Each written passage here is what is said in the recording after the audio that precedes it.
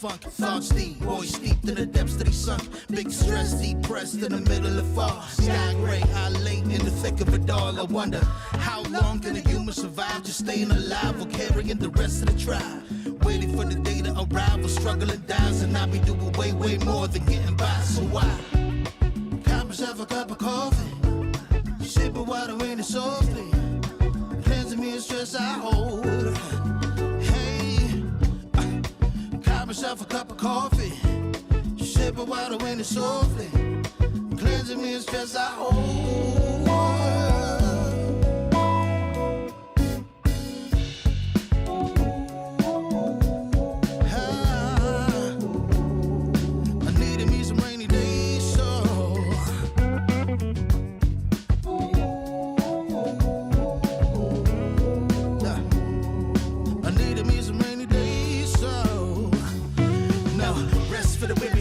Eyes realize life is so much more than just living the day. Every day I can sit and reflect and breathe and connect to myself and all that I've been given. See, giving up is not an option. So when I'm looking at gray skies, I'll be adopting a new way to deal with a test. Lord, relieve me of stress, to bring me looking like when blessings drop in. And so I cop myself a cup of coffee, sipping water in it softly, cleansing me of stress I hold.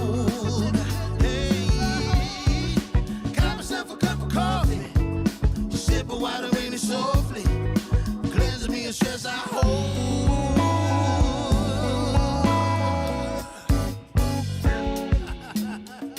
Hey, here we go. Yeah, let's do this. Y'all ready? 1, 2, 3. In times of test, let no harm beset me, oh my Lord, oh my Lord. In times of test, let no harm beset me, oh my Lord, oh my Lord. Woo.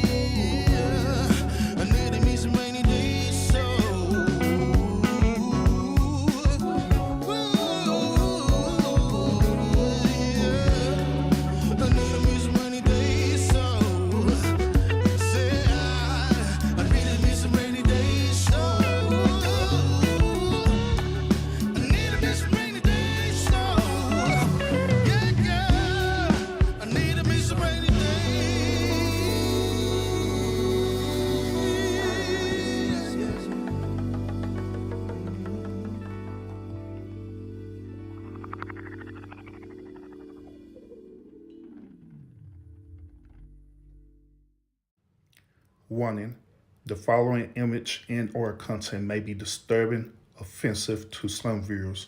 Viewer discretion is strongly advised.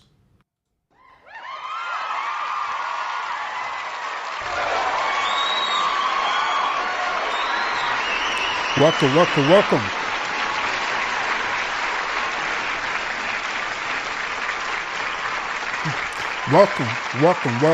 Salute. Thank y'all. Appreciate it. Appreciate it, man. What's up with it, y'all? What's up with it? Welcome to the lounge. I'm Urban. Appreciate y'all tuning in to the show today.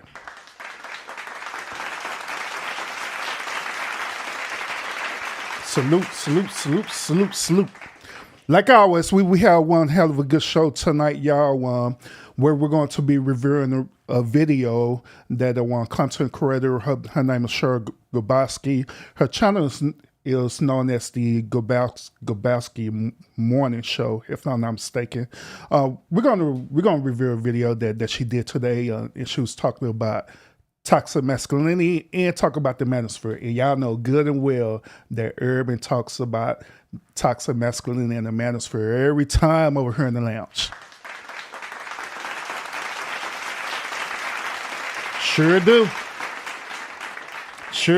So this video is like right up my alley for real, right up my area of expertise. So sit back, relax, y'all. I'm going to give y'all my perspective as we review this video, y'all. It's gonna be good, man. It's gonna be a good show tonight, y'all. But like always, let's go ahead and do our roll call and our shout out to everyone who decides to make it here on time. I'm just saying. First of all, shout out and salute to Blue. We got Blue in the building. What's up with the Blue? Salute, welcome. We got Vons in the building as well too. Salute.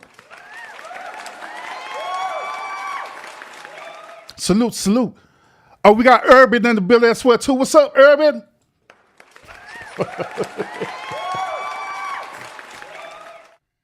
We got Miss Ellen Warren in the building as well too. Salute and welcome. Welcome. We got Lino in the building as well. What's up with it, bro? Appreciate you. Welcome. We got the wonderful. Ooh, it's so hard for me to say this. I'm gonna say it, y'all. We got the wonderful Sour Patch in the building today, y'all.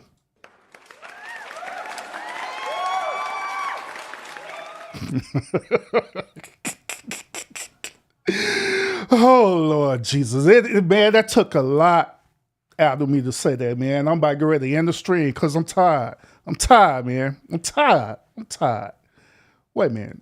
Don't do her, man. Don't do her, Urban. God damn. Oh, Lord. But salute, Sour Patch, salute.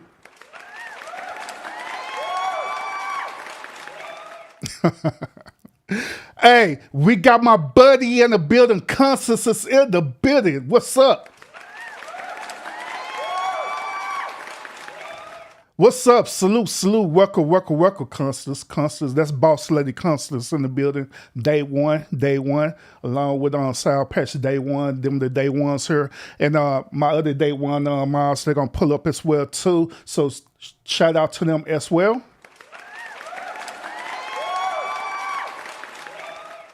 And salute to each and every last one of y'all who are catching the live right now. You're either in the bushes or you're going to catch the replay of the stream. Appreciate you a whole lot. Appreciate y'all a whole lot. Appreciate y'all. Well, without further ado, y'all, man, there's like I say, we got a really good show tonight where we are going to review CherylG video, right? We're going to review that. I'm gonna give you my perspective about it, and I also want to hear y'all perspective about what's going to be said tonight as well too. All right, so I'm gonna break this thing down. I'm gonna let y'all know about what toxic masculinity is from a man's perspective, right? I'm also going to let y'all know what the manosphere is. Those of y'all who kind of new over here in the lounge, you may not know what the manosphere is. Don't worry, I will educate you on what the manosphere truly is about, okay? So we're going to jump into this, but first,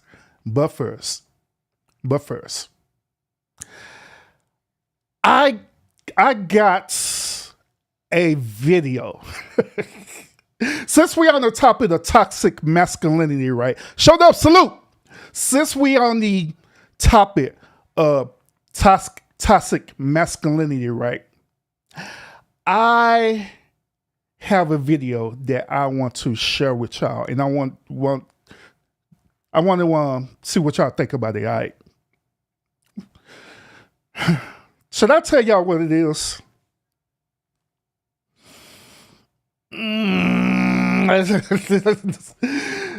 Let me show you. Okay, so before we get into the main content, right? I ran across this video. This video is talking about domestic discipline, okay? This video is talking about domestic discipline.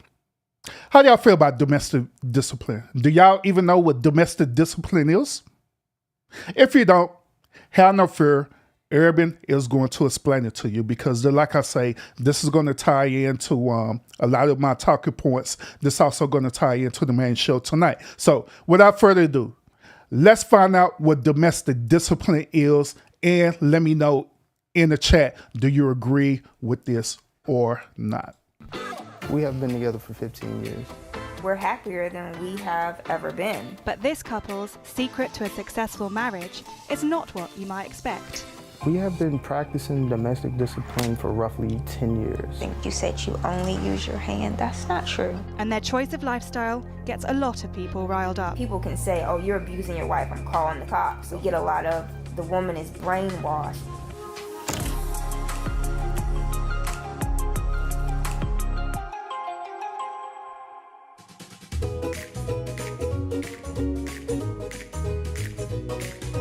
I love everything about my wife.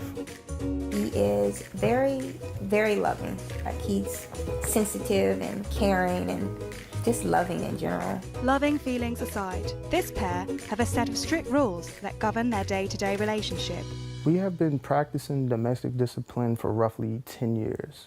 A domestic discipline relationship is a dynamic between two consenting adults where you have a dominant and a submissive. The dominant is usually referred to as the HOH, which is head of household. The submissive is referred to as a sub or a TIH, which means taken in hand. The dominant sets rules and expectations for the submissive to live by, and there are consequences for not following the rules or not meeting those expectations. So what do y'all think about that? What do y'all think about that? So in simplest terms, domestic discipline is when two consensual adults agree upon that they have a person who's an authoritarian figure, right? And that person dominates the relationship. And the person who's, not authoritarian per se, that person allow that person to dominate the relationship. And if they don't follow these said guidelines or rules, right, then disciplinary action exists.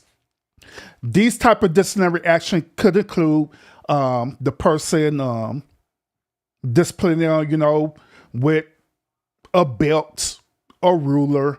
It could be verbal discipline. It could be certain different levels to this depending on the dynamics of this relationship. So what do y'all think about this? So do y'all think that this is something that y'all would consent to doing?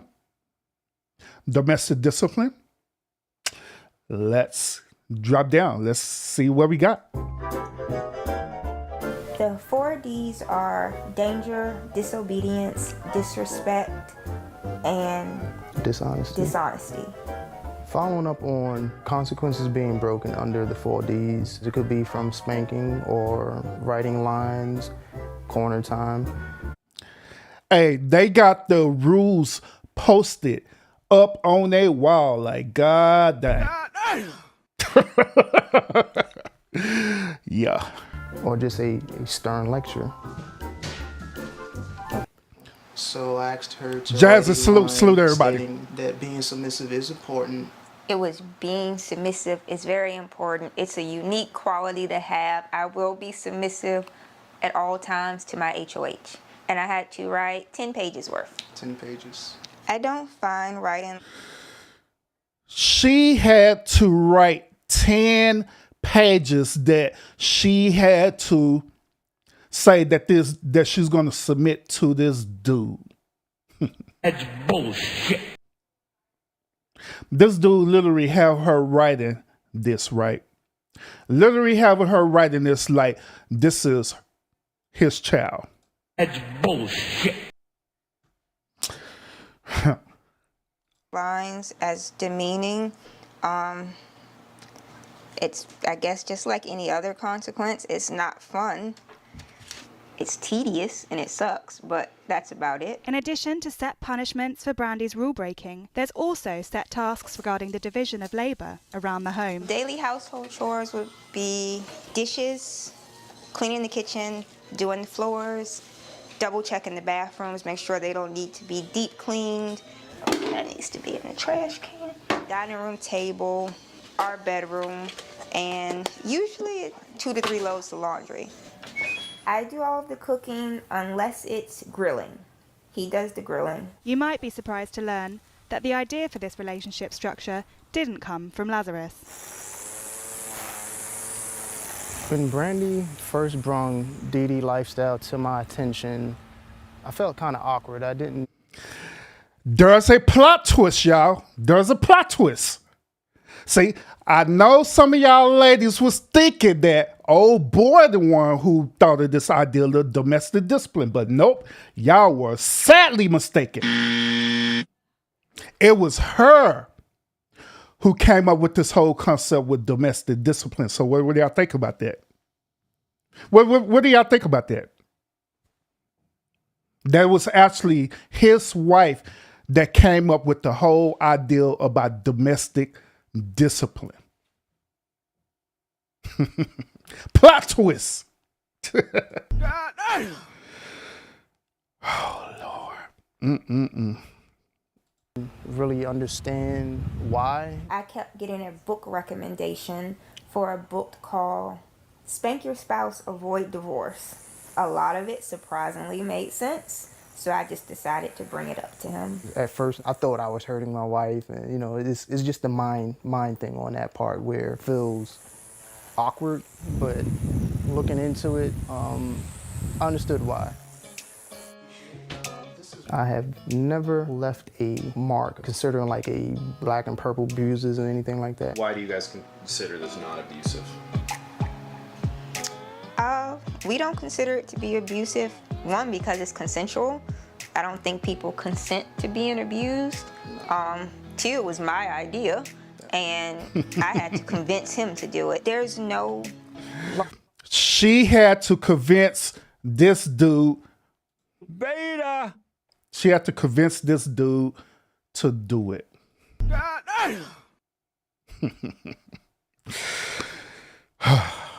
long-lasting damage. It hurts for a little while and then it goes away. Okay, domestic discipline and BDSM are different because in BDSM, there's an enjoyment factor. Either you enjoy getting spanked or you enjoy spanking somebody. I don't enjoy being spanked. He doesn't enjoy doing it. There's really not much similarities. It doesn't bother me that he doesn't get the same consequences that I do because our situations are different and our roles are different and it wouldn't work.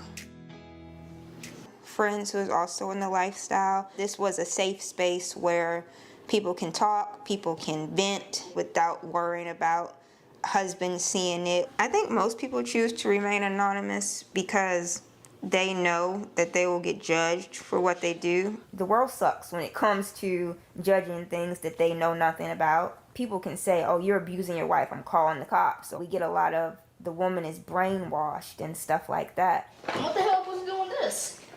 Stop saying hell. Our kids pretty much know everything about domestic. They got their kids More cussing so like I ain't than nothing. people What the who hell? write the negative articles about it. Our kids know pretty much all the ins and outs of it. Are you still reading? Yeah. Is there even questions at the end of this? Nope. And I'm 13 years old. I understand quite a bit about domestic discipline. I mean, there may be some things that people find iffy with the rules and how they have set, but I don't think anything is too crazy. Like, they're aware of the lifestyle, but they know it's a choice, and they know it's not something that they need to do unless they just decide it's what they want to do. I would not have a similar relationship to my parents, as I just don't believe it would suit the type of person that I am. It's not for everybody. Not for everybody. That is true. I think the ends justify the means because we're happier than we have ever been. We get along better than most couples. I don't think we could be happy without it anymore. It is our life, basically. You'd be amazed at how many people actually live this way. So, ladies and gentlemen in the chat, let's have this conversation about this, okay? Let's have the conversation about domestic discipline. Because I've been looking at the chat, and I've been looking at what y'all been saying in the chat as well, too. And like I say, there's always a method to Urban's madness, okay? All right? So, after seeing this story, right, how do y'all feel about domestic discipline? Is this something that you would consent to? Is this something, honestly, you would consent to doing? And I mean this from both men and women. It could be the man consenting to the woman to be part of domestic discipline, whether the woman is domestic discipline the man, or it could be vice versa. It doesn't matter. So would you consent to this? The second question is, why would you want to consent to this? What would be the reason? What would be the reason? I was seeing in the chat that many of y'all were saying that, hey, long as they consent to this, it is absolutely nothing wrong with it. Correct? Nothing wrong with it. There are certain relationships out there, such as this, right, where it be aggressive. I remember a long time ago, I had did I had did an actual video, and I was talking about the movie 50 Shades of Grey, or at least I referenced the movie 50 Shades of Grey. Okay, there was a part in that movie with 50 Shades of Grey where wherever that dude name, character name, right? He had grabbed old girl and he was grabbing her by the neck and choking her while he was having sex with her, right? And I did a video talking about that. I did a video talking about that, saying that, that is not considered as love to me. If you have to be that overly aggressive with the person that you allegedly say that you love. Got a lot of pushback on that. A lot of, preferably from women. A lot of women say, no, Urban, you need to learn to grab that woman by the neck and pound town her hard. That was the feedback that I got. So I'm curious about our behavior behind this, right? Long as it seems okay, long as it seems consensual, right? Long as it seems consensual, right? Then it's okay.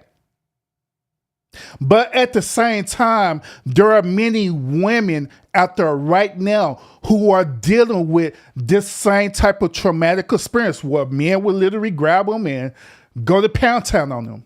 Y'all call it rape. Y'all call it sexual assault. But since when it should be a gray area in that?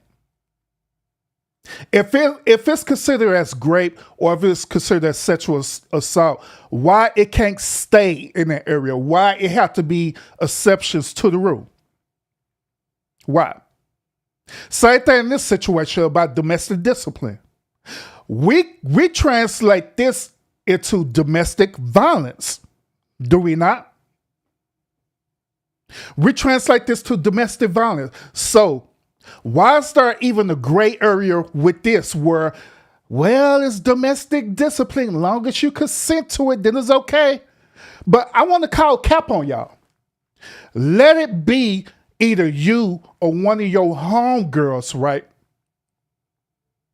Be part of the situation. Y'all were quick to say that it's domestic violence. Y'all were quick to say that, hey, you need to escape, right? Y'all quick to say that man is narcissistic and controlling as hell, right? Let's keep it real. So once again, why is it a certain type of gray area this, as long as it's okay to me, then it's okay? Whatever happened to no means no?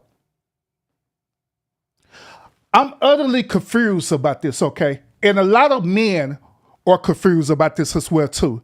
Because women say this, women say no means no, right? But however, no means no unless I say yes. That's pretty much how the way this translated into, right? No means no unless I say yes, correct? So the reason why I'm bringing this up, preferably to you ladies, is that if you saying that this particular situation is a no-go for you, then it needs to be even across the board, period. It don't need to be no gray areas. It don't need to be, as long as it turns me on, then it's okay. No. If no means no, no means no, period. See, this is where the disconnect happens with men, especially when you deal with certain type of men who are considered like betas or anything like that, and they thinking that you are enjoying this, but in reality, you're crying.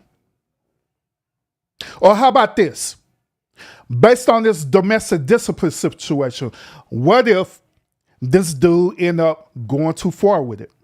What if he end up slapping this woman? What if he end up slapping this woman? He just go too far, slap her.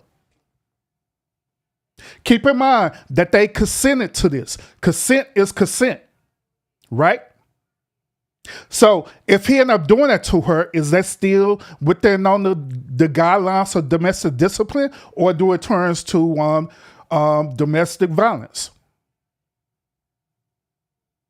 What do y'all say? See, me personally, situations like this, I believe that it should be no gray area whatsoever. I believe that if this is a unwanted situation, period, and the majority agrees to this, then it should not happen, period. That's how the way I see it as, period. I don't care if you get turned on about it. I don't care about none of that. No means no, period, right? See, also, even men, the men who are watching this, this is how we get caught up in bullshit, for real. This is honestly how we get caught up in bullshit. That's bullshit. You get a woman who say that it's okay, right? Get a woman who says okay until she say that it's not okay. So, to be honest with you, fellas, my brothers, I will highly, highly encourage you to not participate in this type of situation, period. I don't care if it's domestic discipline. I don't care if it's this old kinky sexual thing. You want to choke her out. I don't care if it's you want to just all of a sudden go extremely pounding her extremely hard and stuff, right? Having her crying. No, don't do it at all. Because what's going to ultimately end up happening is that it's going to be one day she's going to say no. And all it takes is for her to say no just that one time. All it takes for her to say no just that one time, fellas. You could be in the act of it. And she said no. The moment she said that no, guess what? She got you. Because guess what she could do? Right after that, right? She could easily go to the local law enforcement and say that you sexually assaulted her.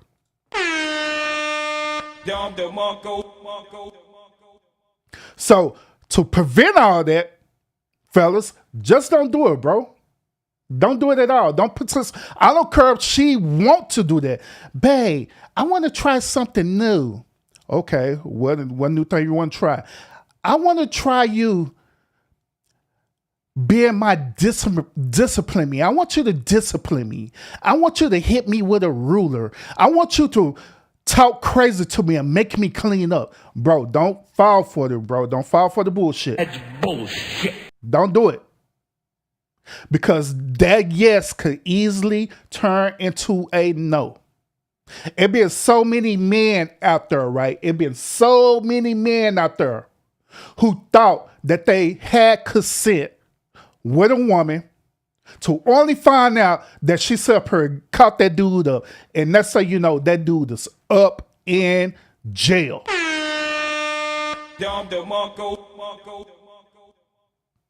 So just don't do it, fellas. That's all I'm saying. Don't do it. Don't fall for it. Don't let them convince you to do anything like this. Don't let them convince you to do anything that's going to jeopardize your livelihood, period. Anything like that. Play it safe. Just like we have to play it safe with vetting out men, and we have to play it safe by vetting out women.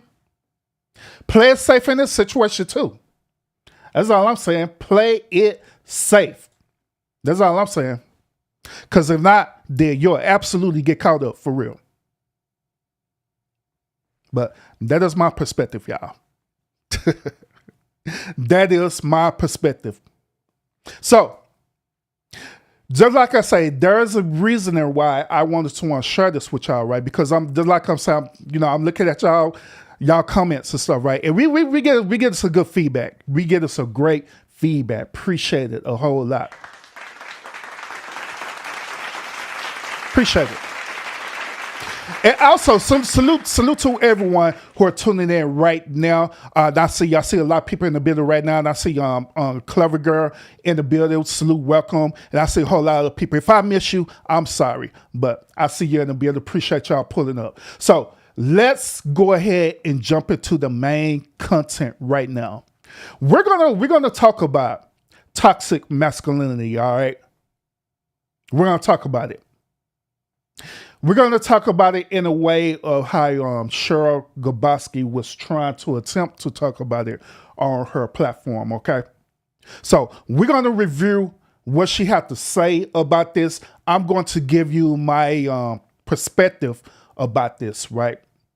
And we're just going to go from there, all right? So without further ado, let's go ahead and jump into this main content today. Those of y'all who are here right now, go ahead and please, oh please, hit that like button because if it's to get deep, y'all. All right? So let's get it. Without further ado, here's CherylG and here's her perspective, all right? And I had to edit some of this out because, it is what it is. Yeah. Hello, Bruce. What's going on, Cheryl? How you been? I'm doing good. Did you hear the beginning of the show? No, I wasn't able to. Just. Oh, also, ladies and gentlemen in the chat, I also got a question posted right there too. The question for tonight is, what is toxic masculinity to you? What does it mean to you about toxic masculinity? What is the Manosphere to you? If you ever heard about the Manosphere before, what does the Manosphere mean to you? And I'm going to give y'all my perspective about this in a little bit, all right? But let's go. Just hopped on here. Had a little delay on my end. Okay, so I'll tell you of what I just said because I think this is how we're going to start the conversation off. And I do want to tell you, Mr. Lou say, hey, Bruce. How you been? ASMR. Okay, so let me do my intro, then I'll go back and read ASMR's comment. But what I said, when I think of toxic masculinity, which there is a thing called healthy masculinity as well.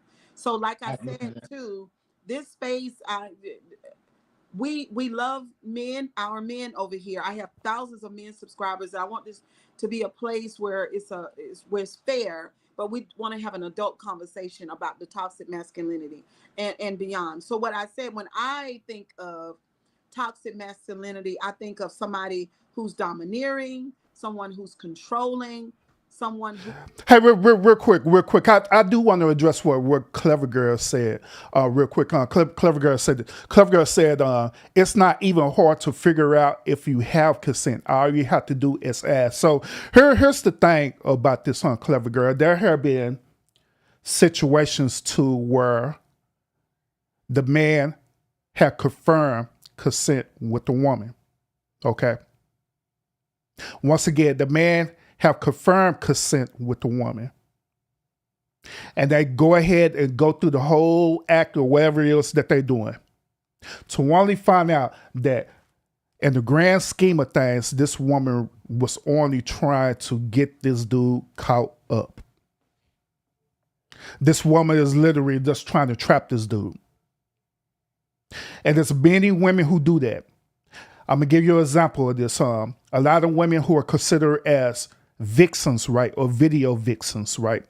A lot of women who are considered as the what we call them, the fans that be chasing out them basketball players or be chasing out them celebrities like the rappers and the singers and different things like that.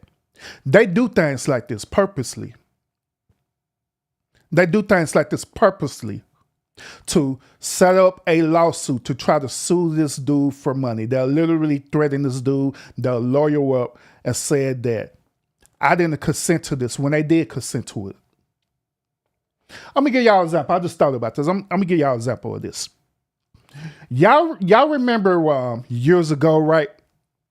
Y'all remember years ago when Johnny Depp was in court, right? With Amber Heard. Y'all remember that? Amber Heard had literally took Johnny Depp to court for this very situation that I'm telling you about right now, about domestic discipline. She originally was consenting to everything. As a matter of fact, Amber Heard was the aggressor in the situation, but she went and sued Johnny Depp to try to get money off this dude. Y'all remember that? Y'all remember that? So she consented to this. Johnny Depp consented to this. He felt that it was no problem to it. The next thing you know, this dude is getting sued.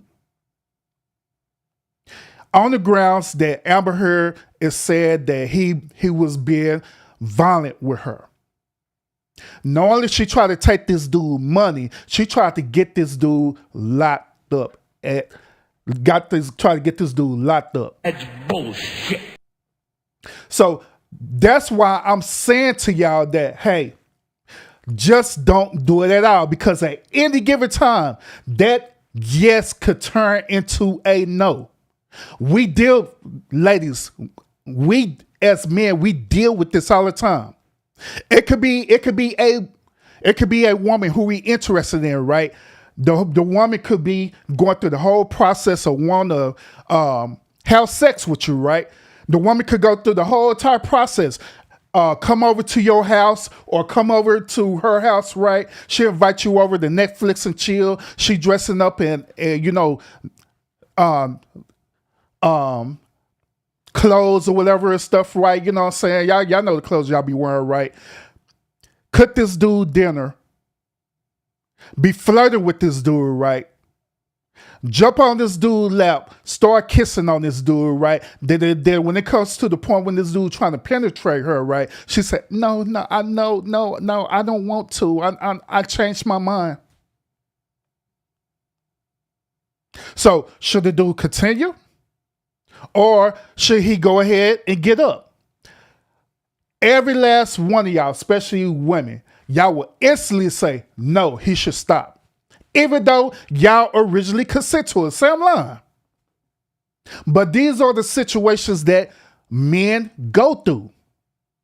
So it be confusing where it be one moment you saying yes, then another moment you saying no, then you right back to saying yes again, then no again. Then all of a sudden you getting sued.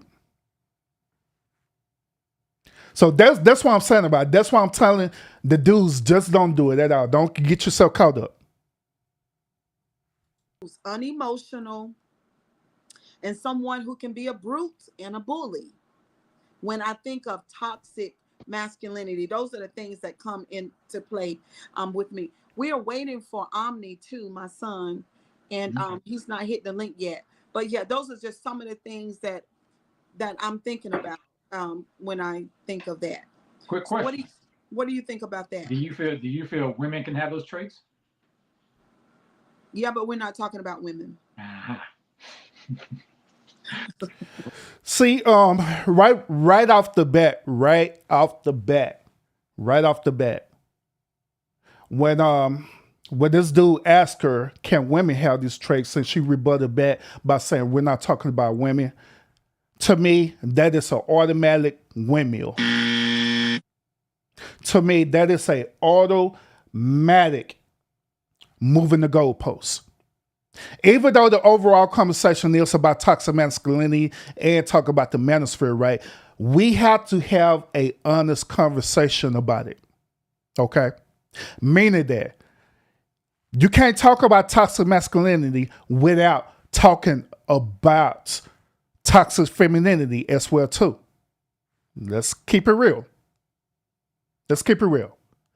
I'm going to go into more detail telling y'all how the way this whole toxic masculinity thing form up in the manosphere. A lot of my day ones, they already know about this, right? Because I done told them about this. But those of y'all who are new to the channel, I'm going to go into detail explaining this to y'all, okay? Okay. Hey, Monique. We can talk about women later. I mean, if you want to bring women into it, it's wherever you want to, you know what I mean? But we want to just deal with that part first, the toxic masculinity, and how, in my opinion, it takes away from the quality of our lives as women. Because nobody here, I hope everybody understands and knows what's going on in our culture. Men and women are fighting each other every day. Break it down for them. All right, men and women. Okay, so you have the LGBTQ community, and you have the women's groups, right? And they've been having their agenda for years. But I do want to say, I want to make it plain that I don't have anything against the LB. Y'all already know that I'm gay friendly over here. So I've not attached myself to any group, because y'all know I don't do groups, right? So this is not an anti-man platform. But I believe in holding people accountable. Let me bring Omni up. Go for it.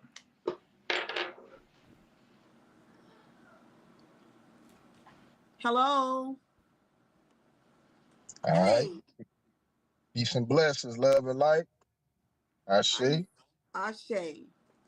So let me just bring you up to speed where we are, Omni. All right. So I said, when I think of toxic masculinity, there are some words that come to play in my mind. Somebody who's domineering, controlling, unemotional is where I want to really focus in on. Someone who can destroy your mentality, a brute and a bully. Those are some of the things that come to my mind when I think of it. And that's what I was just telling Bruce.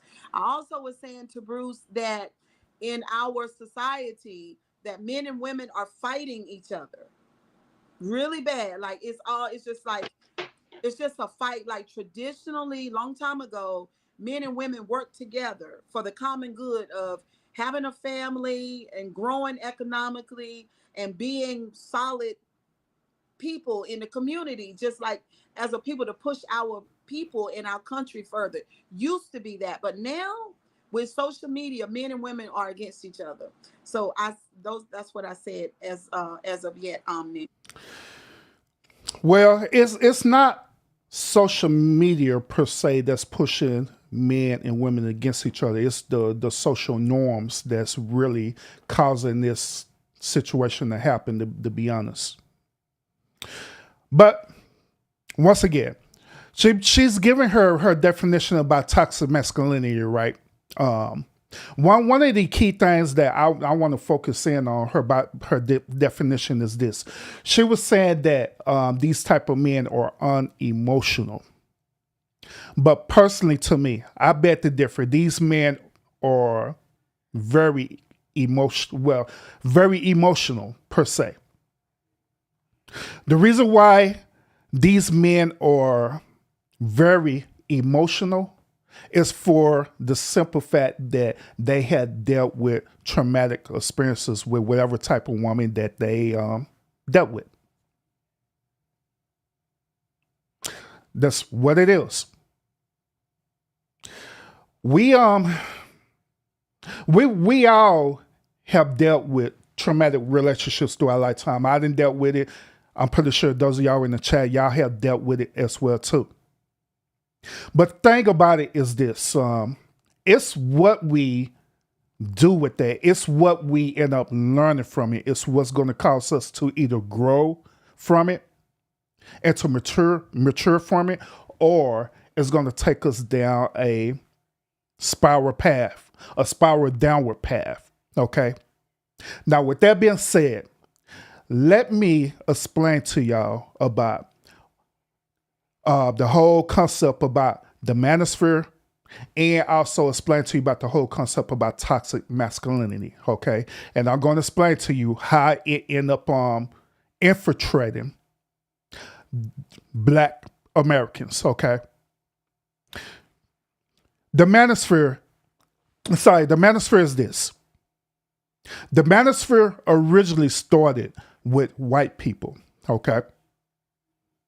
The manosphere started with white Americans. It started with the concept dealing with the patriarchal system of this country. The patriarchal system of this country is that they believe that it should be a nuclear family household. One man, one woman, children. They believe in living the American dream as well too. The whole concept about you going and strapping up your boots and going out and working, getting the house with the white picket fence. Okay. That's part of the patriarchal system. Another part of the patriarchal system is that the patriarchal system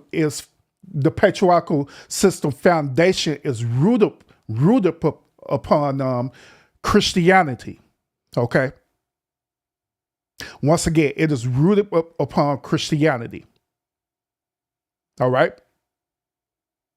So with all that being said, these men decided that, hey, we're going to follow the guidelines of our religion. Our religion tells us that we have to be the head of the household. We have to be the dominant factor of the household, right? We have to be the authority of the household. The women in the household are lower to us. They're not equal to us. They're lower to us. Okay? A matter of fact, not only the women are lower to us, hell, we could treat the women any old kind of way, whatever. Now, our ancestors got tied up into the patriarchal system is because the white slave master had ingrained that into us. This is the whole concept about the house Negro versus the field Negro. This is the whole concept of what y'all learn about butt breaking. Okay. This is the whole concept which I learned about when the plantation master was sent up here raping the black slave women. That was doing all these things during that time because they felt that was the domineer. That was the controlling one of the relationship. They believed that they had every right to sleep with the slaves while they was married to their wives. They believe they have every right to, the moment when their wives step out of line, right, that they could discipline them. They believe that. They believe that. So after that, right, the wives, right, they decided to fight back. Hence, we move into feminism. During that time, that's when the first and second wave of the feminism started, right? But guess what? Back then, women still didn't have power over the men like they were seeking. So guess what they did? They had to come up with some type of solution so it could get pushed. Hence, this is where the civil rights movement came about, where they started including the black slave women into their movement. They included the black slave women into their movement and called it feminism, but they disguise it as civil rights, and they also disguise it as equal rights as well too. So the second wave of feminism happened. All the women start coming together, both the slave women and the white women. They came together and started this movement. They also had got another dude, right, to co-sign the movement. One of the dudes who they got co-signed the movement, y'all know who he is, Booker T. Washington. He was one of the many ones who co-signed that movement. Sojourner was another person who co-signed that movement.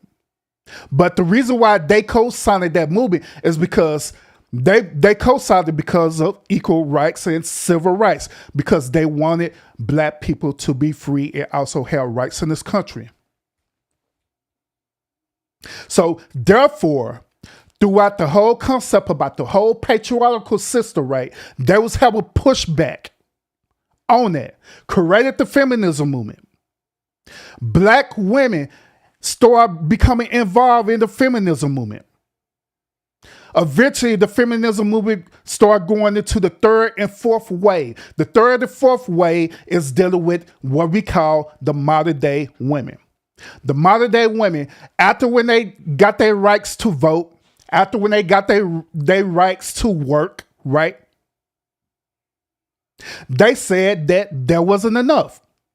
They wanted to have their right to have power over the men. Hence the third, fourth, and where we are, the fifth wave feminism movement, right, happened. So ultimately, it became about a position of power. It no longer had nothing to do with abuse or anything like that. It became a position of power. So in response to this, right, this is where the Manosphere was created, okay? The Manosphere was created in response to the fourth and fifth wave of the feminism movement, okay? The Manosphere belief system is that they don't believe that a woman should have power over the man. They also believe that there were certain laws that were set in place to try to belittle that man, the one pretty much not only belittle that man, but to emasculate that man, to take that man out of his authoritarian position. So they started pushing back on that, created the Manosphere to counter that, right? But guess what? For every cause, there's an effect, right? So after that, they end up on creating fifth wave feminism movement. Then also another group end up created after that to be a response to the Manosphere. The group is known as the Pink Pill. Okay? So the Pink Pill is response to the Manosphere. Where they say, no, heck no. Y'all not going to take the laws that we fought hard for during the feminism movement. We want men to be under us because we believe that we are the ones who are in power. We believe that we are the ones who are authoritarian. If you don't agree to us being authoritarian, then y'all could just separate from us altogether. The man in the Manosphere said, fine. They created another movement, which is known as the Red Pill. Okay? The Red Pill is way more radical than the Manosphere. The Red Pill is not only countering the certain laws that have been set place to emasculate men, but they're also saying like, hey, if these women don't believe in the original patriarchal system, if they don't believe in allow us to be the authoritarian figure, us to be the leader, to be the protector and providers like we're designed to be, right? Then we are going to separate from y'all for real. And we have no problem with that. We have no problem with that. Afterwards, That's when the passport bro movement ended up happening. That's when MGTOW also happening, right? Then that's when the 4G movement also happening as well too. So that is where we at right now with how the way the Manosphere started and everything. Now, dealing with the whole concept about toxic masculinity is this. The only reason why masculinity is considered as toxic is for the simple fact that the feminist women do not want a man to be in control over them. That's where it boils down to. The fourth and fifth wave feminism movement, they don't even want to be equal to the man. They don't want to be equal to that man at all, period. They want to control. It's a power struggle. So they labeled it as toxic masculinity to emasculate that man, to bring that man to his lower self so that man could ultimately be a beta. Beta! That's pretty much what it is. That is actually what it is. Now, the thing that a lot of women was talking about in the past, talking about toxic masculinity because men doing all these certain things to them, that was how it was in the past in the original patriarchal system, which I agree. But modern day, or what they're talking about, no, it don't have nothing to do with that at all. The whole concept is dealing with a position of power. That is what it's about. That's why they call it toxic masculinity, modern day. Okay? So let's go ahead and continue. I want to read 2 comments and then y'all can jump right on in wherever you want to jump in at. Let's do this. I agree. Greetings, love and light. Okay, so ASMR says, I think of someone who thinks the more women they get, the more a man they are. Ooh. Fake news. Fake news. Fake news. And see, what's also interesting is that a lot of women equate toxic masculinity to a man going out and cheating on them, right? Which, to be honest with you, in this particular position and argument, I understand where they're coming from on this because once again, like I stated earlier, in the original patriarchal system, the dudes was doing that for real. Keep it real, they were. They were cheating on their wives with the slaves. And they was teaching the house Negroes to do the same as that thing. That's why it was easy for the house Negroes of this modern day time to incorporate this same concept. Y'all remember I believe in the 80s in the 80s and early 90s, right? Where the black community had this surge of single mothers, right? We had the surge of single mothers and we also had the surge of deadbeat fathers, right? Y'all remember that? Y'all remember that? It was a reasoning behind that because at that point, these dudes was literally being taught that it was okay to go out and cheat on their wives. It was okay to have multiple baby mamas. They was teaching that. Do I agree with that? No, I do not agree with that at all. That is not my stance on that. I don't agree with that. But that was the reality, what was happening in the 80s and 90s. So she also mentioned too that, hey, back in the day, we were family and different things like that. No, no, ma'am. There was only a certain set of Black Americans who had this concept of the nuclear family, but it wasn't all of them. It wasn't all of them. So we got to keep it real. We got to keep it real. Well, that's if a man thinks that way, if ASMR thinks that knows a man that thinks that way, that is complete toxic masculinity. Cheryl should have had emailed me. I'll have put up on this panel. She probably had kicked me off the panel within the first 15 to 20 minutes. Shoot. And then one more. Toxic masculinity is the high absentee father rates we see going on. And absolutely, ASMR, absolutely. So, Bruce, going back to you, and then Omni, you could jump in there right after Bruce. Um, what do you have to say about the controlling, unemotional, and the brute and the bully as the toxic masculinity?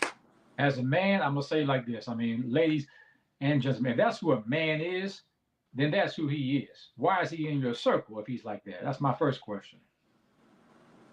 And then whoever wants to answer that, feel free to leave the comments below, man. Because if a man has that, he may have had, he may not have had both of his parents in his life, or may not have had good examples of a father figure, mother figure in his life. So you look at the average man these days, if he See, the first part of his statement, I did agree with him on that because we are a product of our environment. Okay, so if this is taught behavior, then it just is what it is. You know what I'm saying? But even though it's taught, it can also be unlearned as well too. You know what I'm saying? So, what else he say? Let me rewind it back a little bit. Hold up. Well, that's if a man thinks that way, if ASMR thinks that knows a man that thinks that way, that is complete toxic masculinity. And then one more, toxic masculinity is the high absentee father rates we see going on. And absolutely, ASMR, absolutely. So, Bruce, going back to you, and then Omni, you could jump in there right after Bruce. What do you have to say about the controlling, unemotional, and the brute and the bully as the toxic masculinity? As a man, I'm gonna say like this. I mean, ladies and gentlemen, if that's who a man is, then that's who he is. Why is he in your circle if he's like that? That's my first question. And then whoever wants to answer that, feel free to leave the comments below, man. Because I believe that was a valid statement that he said. If he's in your circle, why pretty much are you entertaining? On this channel, I talk all the time about vetting, that we have to vet each other out, especially when it deals with relationships. You got to vet people out. You know what I'm saying? You just can't just try to date someone because they just look good to you, or they're just saying certain things that tickles your ear. You literally have to take the time out to vet a person to figure out where they at.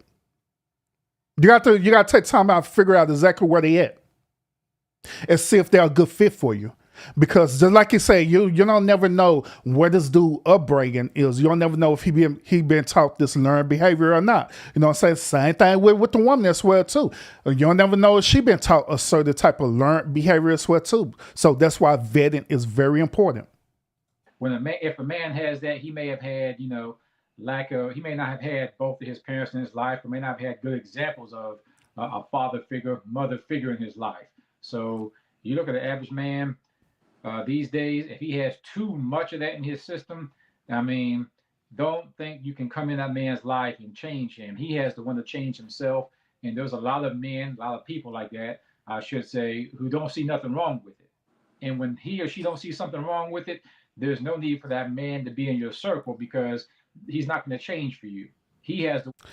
Okay, so he's making a really good, valid point. And this particular point is the reason why I showed y'all the first video, okay?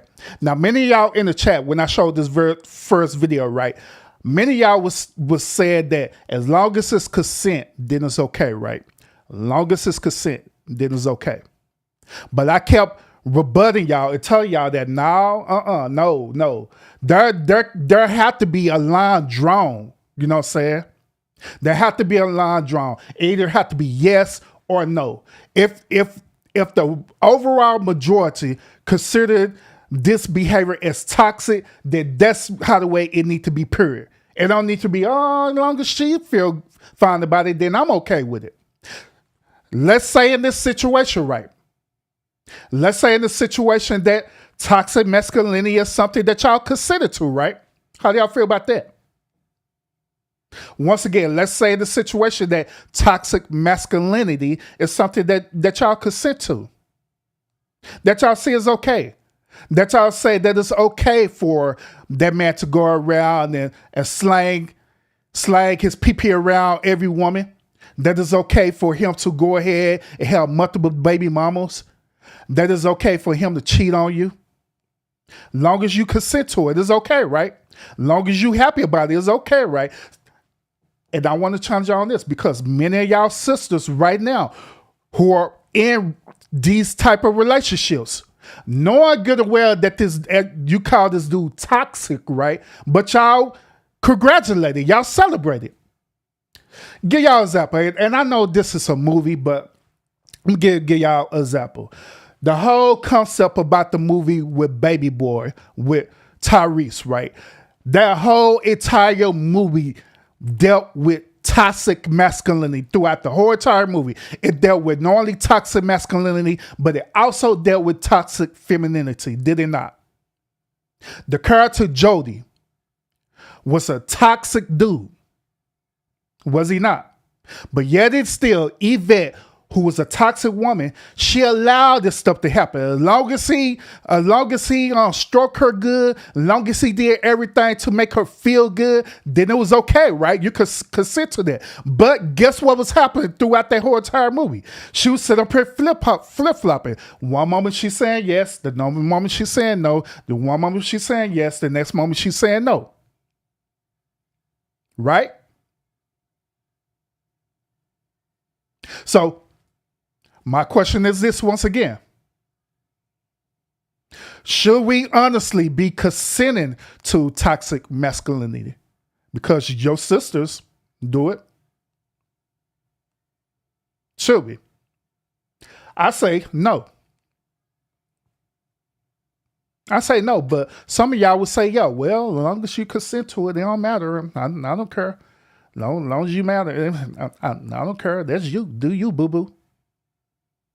But at the same time, right? At the same time, these same women, such as Cheryl, right? These same type of women will sit up here and literally tell us as men that, hey, you need to talk to your brother because he's toxic. He need to change. He need to be mentored. How can we mentor him if you allowing the behavior or if you agree with the behavior? And here's another thing too. Here's another thing.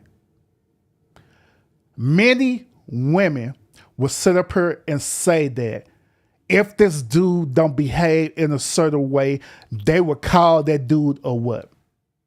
They would say that dude is a squirrel. Say I'm lying. They would literally say that this dude is a squirrel. Am I lying? All right. Want to change for himself. So that I mean, so what do you think is the cause of a man having those traits that I just what's causing that? What's causing it is the main ingredients for what causes mental health issues, and it's childhood trauma, because a lot of the damage that's been done to a man like that has never gotten fully repaired, and if it has gotten repaired, when I say the damage has already been done, it's like it's been repaired possibly from the outside, the way he talks, the way he dresses, the way he may act sometimes, but his thinking process or his hard emotions haven't completely followed through with what his mind's trying to tell him he may want to change about himself. And I mean, that's just honest, but it's just like, hey, if a man doesn't see anything wrong with it, or no one's holding him accountable enough to make him want to make any changes, eventually it's going to, depending on how long he's had it in his system, it's going to spread throughout his system, and that's who he's going to be. If you want to let a man like that in your life, in your circle, then I mean, you can't blame him for being like that. Only blame yourself for letting him in. It's like, okay, knock, knock, knock don't mean who's there. Okay, come in. That's not what that means. Omni, I certainly want to respond to that, Bruce. Omni, would you want to jump in there, or you want me to go ahead and respond to what Bruce said? Could you come on in here with us? Oh yeah. Love and light to the panel, to everybody that's in the building. Salute, peace and black power. I see. So what's the question? The question is, I said, when I think of toxic masculinity, I think of someone who's controlling. Bro sitting up here in la la land like ain't nothing. He like, man.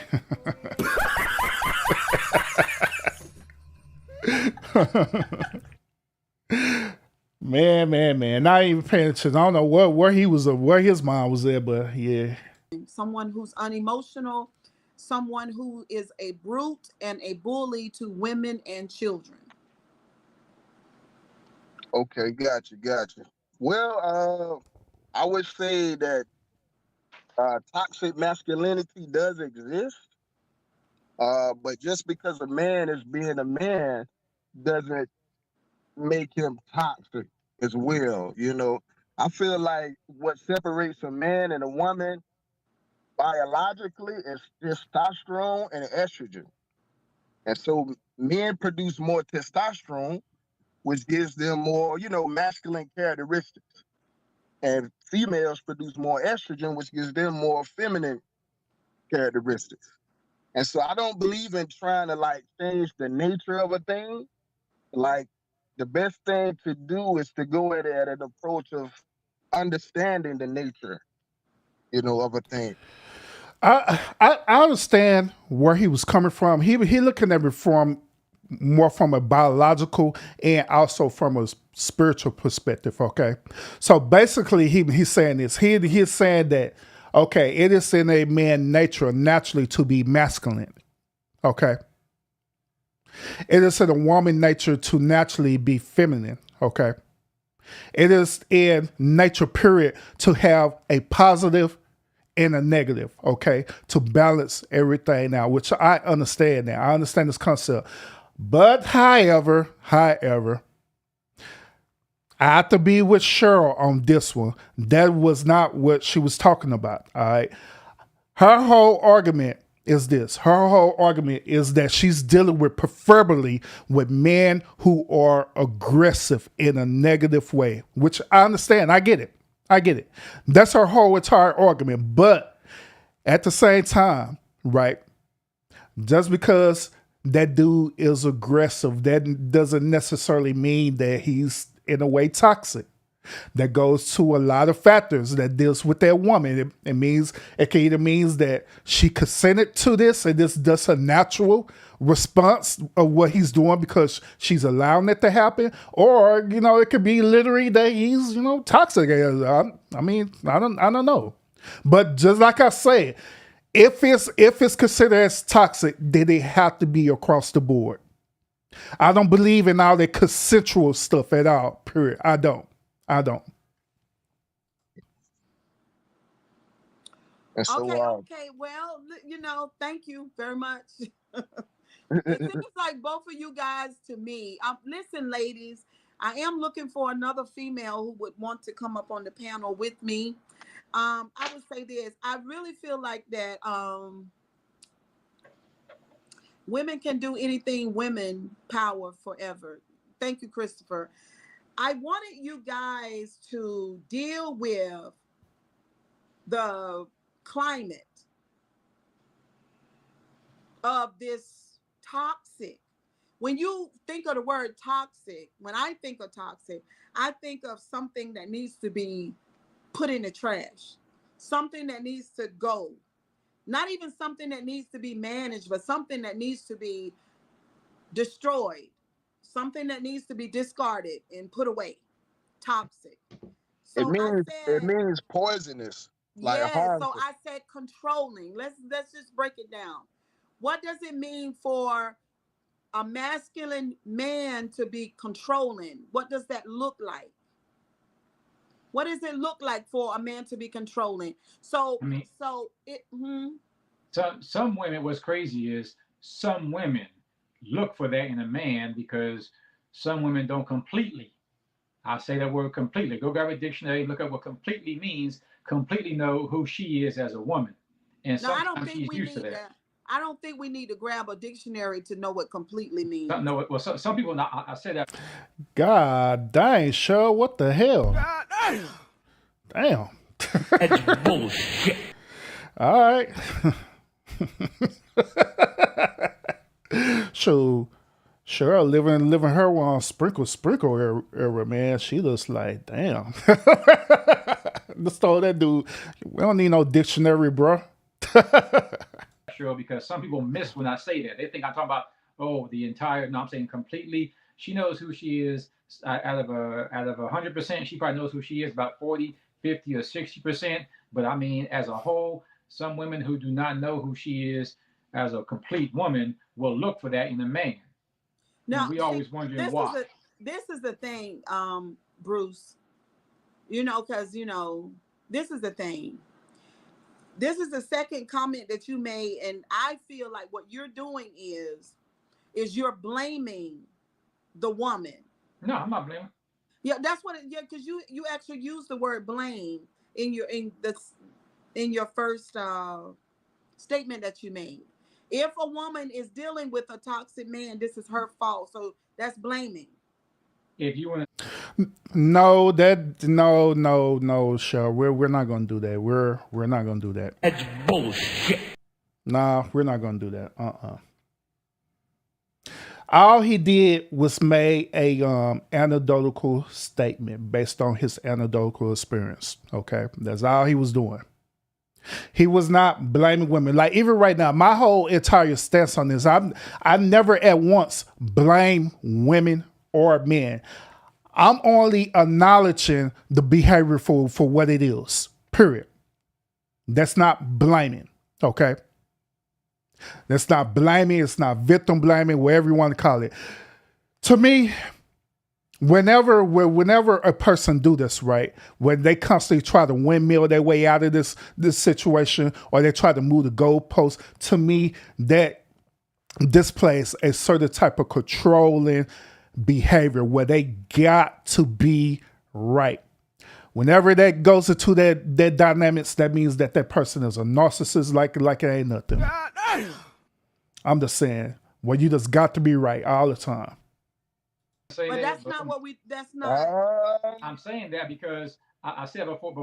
And then his statement is valid because that's what I was saying earlier. Because if we're gonna keep it real, if we're gonna make a generalization, right, then we have to keep it real with the generalization, because there are some women, like I stated, there are some women who really do consent to this, right?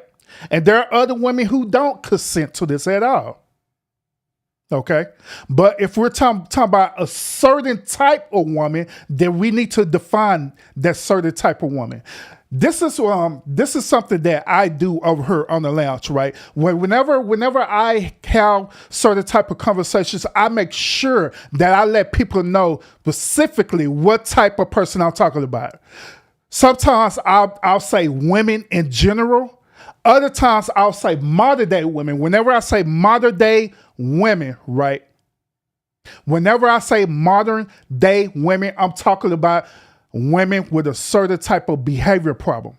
Whenever I mention about beta males and stuff, right, I'm talking about beta male men with a certain behavior problem, right? So that's, to me, that's where I see where the disconnect is happening, where you try to generalize situations, you know what I'm saying? Then you try to move the goalposts, or you try to windmill it out and stuff, and try to say, no, it does this, no, it's that. But you just made a generalization, right? So I got to give you a generalization answer. Well, when you do stuff like that, that's where fallacies start coming to place. And fallacy is basically where people start doing the ad hominem attacks, like she kind of low-key did to old boy a few seconds ago. Somebody, we don't need a dictionary to find that out. That's considered as a fallacy that she did. You know what I'm saying? So Before I finished, though, was the point that for a man who's like that, he is controlling. He is, again, sometimes that's all a man may know by how he was raised. He didn't, again, he didn't get out of his system enough. But again, why is that man on the radar? Well, because it's the energy more than anything else. I believe it's the energy that a man may have, and whether he's like that to a kid, to a woman, to his family. Sometimes I feel it's the energy of the other party that also will draw a man to that. Doesn't matter, Yeah, that's not what I'm asking. Then what is I don't. Mr. Lou said I don't feel that way. Cheryl Bruce just giving his input. Mr. Lou said, they're and not. as MR said, that's not what Cheryl is asking. Right. So let me go back. Let me go back again. Go ahead. In today's climate, again, there is a lot of toxic masculinity, right? Okay. That's the fact. Okay. So toxic masculinity looks like one of the things that happens. I'll have to one rebuttal will say that it is not a lot of toxic masculinity, you know what I'm saying? But it's solely based on people anecdotal experience of it, okay? So if it's a lot of toxic masculinity, she's simply saying that up to about 90% of people, just in this country alone, up to about 90% of people is dealing with toxic masculinity. Furthermore, she's sitting up here saying that up to about 90% of men have toxic masculinity traits, which that is not true. When a man is toxic and with his masculinity is that he's automatically controlling. That's a fact. He's controlling. Yeah. He's that way toward the woman and the child.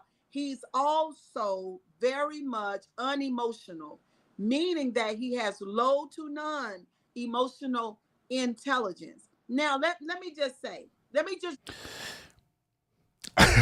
I got to rebuttal her again on this one. That's also not true. In fact, most men, if we're keeping it on the level of toxic masculinity, right? Most men has very high emotional intelligence dealing with toxic masculinity because it takes a intelligent man to be narcissistic. It takes an intelligent man to be as manipulative as he is because he's very calculative of the things that he do to that said woman. use for the example, let's get everybody into the conversation.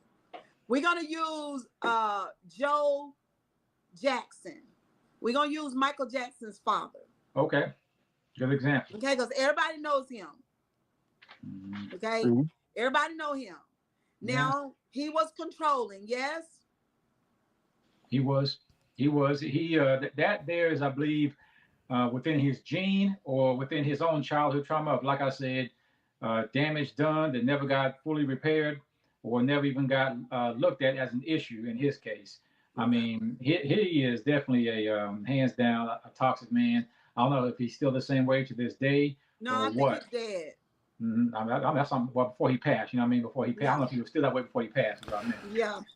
I'm kind of curious, chat. All I know that's the bare minimum about Joe Jackson and how the way he had treated his children, right? But I rarely heard anything about Joe Jackson being abusive towards his wife. Was Joe Jackson abusive towards his wife as well too? Because I don't know. I honestly do not know because I wasn't in that deep on that. I know that he was toxic towards his children, and so the reason why I'm bringing this point up is because being toxic towards your children isn't necessarily the same as that thing of what she's arguing with right now. She's talking about dealing with a toxic man being toxic towards a woman. So bringing Joe Jackson up and being toxic towards his children is an invalid claim of this argument, okay? Unless he was toxic towards his wife, which I have no idea. I don't know. So like people like that, they again, it goes back to childhood trauma, and he would look around, probably see people like that around him. But what I'm saying, this was what I'm saying. Tonight, the highlight is on that, and that's what this looks like. So just in case there's someone around and they know or notice all these different kind of behaviors in a man, I want them to know when they leave the live tonight that is unhealthy and it's terrible. And they need to flee from the situation or trying to find some type of resolve. So Joe, he was controlling, right? He was unemotional, meaning he had no emotional intelligence because of the way that it was alleged he beat his children, and it was alleged there was predatory dealings with his daughter. Which one? Several of them. I ain't never heard of that. Yeah. Oh yeah. Yeah, I never heard of that one neither. Also, we can say that he absolutely. I never heard of that one neither. That's why this is unfamiliar territory. I would like to know where she's getting this source from for real. Even though she don't have to cite those sources, but I'm just kind of curious about where she's getting this from. Because like I said, I ever heard. This is my first time ever hearing about this. To be honest, so I'm just saying. Yeah. And he absolutely was a bully. Omni, Missy Lou put your link down in the chat. Okay, yes. It's the Nature God. No, she already put it down there. Okay, I'm gonna just say it verbally for anybody listening. It's the Nature God, Omni, Amen Ashe, 2126. That's spelled TheNatureGodOmniAMUNASE 2126. Make sure y'all share, subscribe. Oh my goodness, Lord Jesus! I could tell that there's some rookies on this one. He didn't have to do all that. All he had to do is put it in the back chat.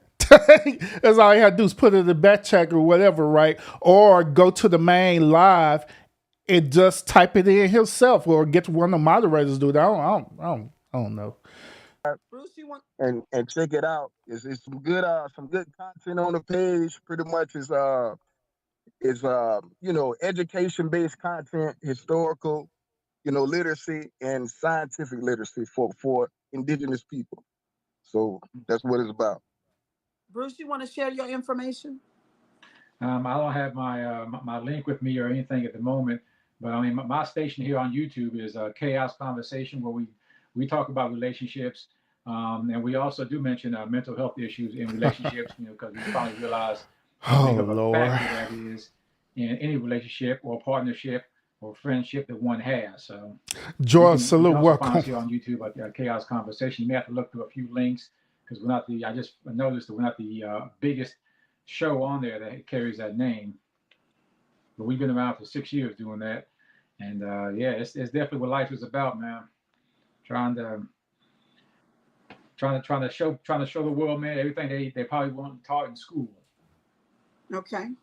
All right. So some people say that toxic masculinity is a stereotype, but that's not how I see it, because I've seen my personal observation. I've seen too much of it. I want to say this: men, a lot of men, not all men, lots of them, through the pages of time, were the aggressors of women throughout history. And we titled that under misogyny. Misogyny. Hey, hold on. Sure. They didn't start using the term misogyny until the about the fourth or fifth wave of the feminist movement. Okay, all right. That's when they started getting popularized. So yeah. But other than that, I do agree with her on that. That yeah, just like I stated earlier about the patriarchal system. Yeah, the men were like that. So 1 second. Have you ever heard of my man King Leopold of Belgium? No. Yeah, he was ordered by Queen Elizabeth I to go and pretty much commit like mass genocide in the Congo, and they stole ivory. They was down there trying to pretty much get natural resources, and like it was a bigger mass genocide than Hitler, but they don't teach it in the schools. But anyway, even though the catastrophic event happened, like the event it happened because of Queen Elizabeth I. Technically, she the one put the hit on. You know what I'm saying? She put the bid in like for that to happen. So I'm just saying, not saying that that's for all women, but there was a woman that she had a malicious intent, and a lot of people unfortunately they died. Okay, this is the thing about you guys. You guys will not deal with the toxic masculinity. You guys keep on. No, listen. I'm listening to you. I get your point. I just want to say this real quick. You guys keep on putting it on women. We're not talking about women right now. Okay, fine. But I mean, that's historical. That's a historical reference. It's historical, but you guys, the topic is toxic. ASMR says, she said, the topic is toxic masculinity. That is the topic. And y'all keep on throwing it on women. I'll say it like this, man. Some of these toxic men you are talking about that are well known. One thing I will say that's funny though is because y'all are not talking about them. One thing, I'm getting ready to. One thing I will say look at the kids they have, and look how some of their kids are some of the best at what they did. No, that's not what we're talking about. Nope. No, but I'm saying the men. I'm saying the men that you're saying are Bam, toxic salute. and We're not controlling. doing that, Bruce. That's what I. Hey, No, It is true no, though. we're not You looking said at It the is true silver. technically. We're not hey, looking at Cheryl, no hit me out for 1 silver second. Hit me. lining. You said about the man, right? Yeah, you said about the man, right?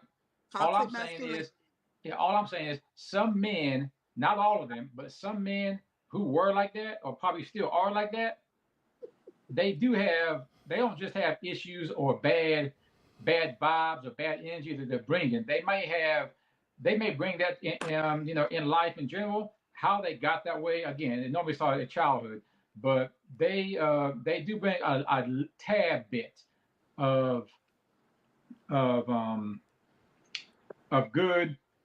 It just depends on how the other parties, regardless of who they are, how they're going to take it. If a man is toxic, that's the only way if that's the only way he knows how to be.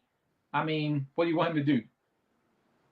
Okay, so listen, I wanted one of the other women to come up, but what's happening in my chat down here, ASMR and Sierra and everybody else that's here, somebody have put 152. See, this is the thing about me and my streaming on YouTube. It is so annoying. Like, y'all do not understand how annoyed I be, because they put 151 people down here that's trying to come up to make sure that I don't have a decent panel. So I can't hit this button to allow anybody up here, because that's full fuckery. 1000%.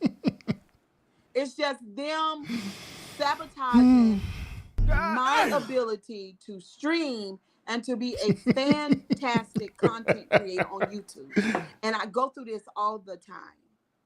It's so annoying. So I can't even let nobody else up here, because there's 150 people that's trying to get up here. And of course, it's really not. That's somebody took their computer and been ass wiping for no reason. But anyway. But you know what I'm saying? As far as yes, ASMR is 150 people right here. That is terrible, because you're not going to convince me 150 people want to get up here with us. There's no way. That's just somebody that just wants to sabotage our live, our panel. You're a lying sack of crap. You're a lying sack of crap. You're a lying, scheming, stinking, nasty sack of liquid crap. There's a reason why I left this part on here, because I could have very easily edited this out, but there's a method to the madness why I left this on here. I'm going to let y'all know in a few minutes. All right. Just cause. It's terrible. But getting back to what I said. But I'll say men who are like that. Well, I feel like you and Omni could be part of the problem, because I'm sitting. They part of the problem. Damn. That's bullshit. You hear what I said, though? I'm sitting here trying to get you guys to be leaders and to say to the controlling, unemotional, brute, and the bully man that's being destroying the woman and the child to stop it. That's what I'm trying to get y'all to say. Hold up, man. How is she gonna tell them what to say?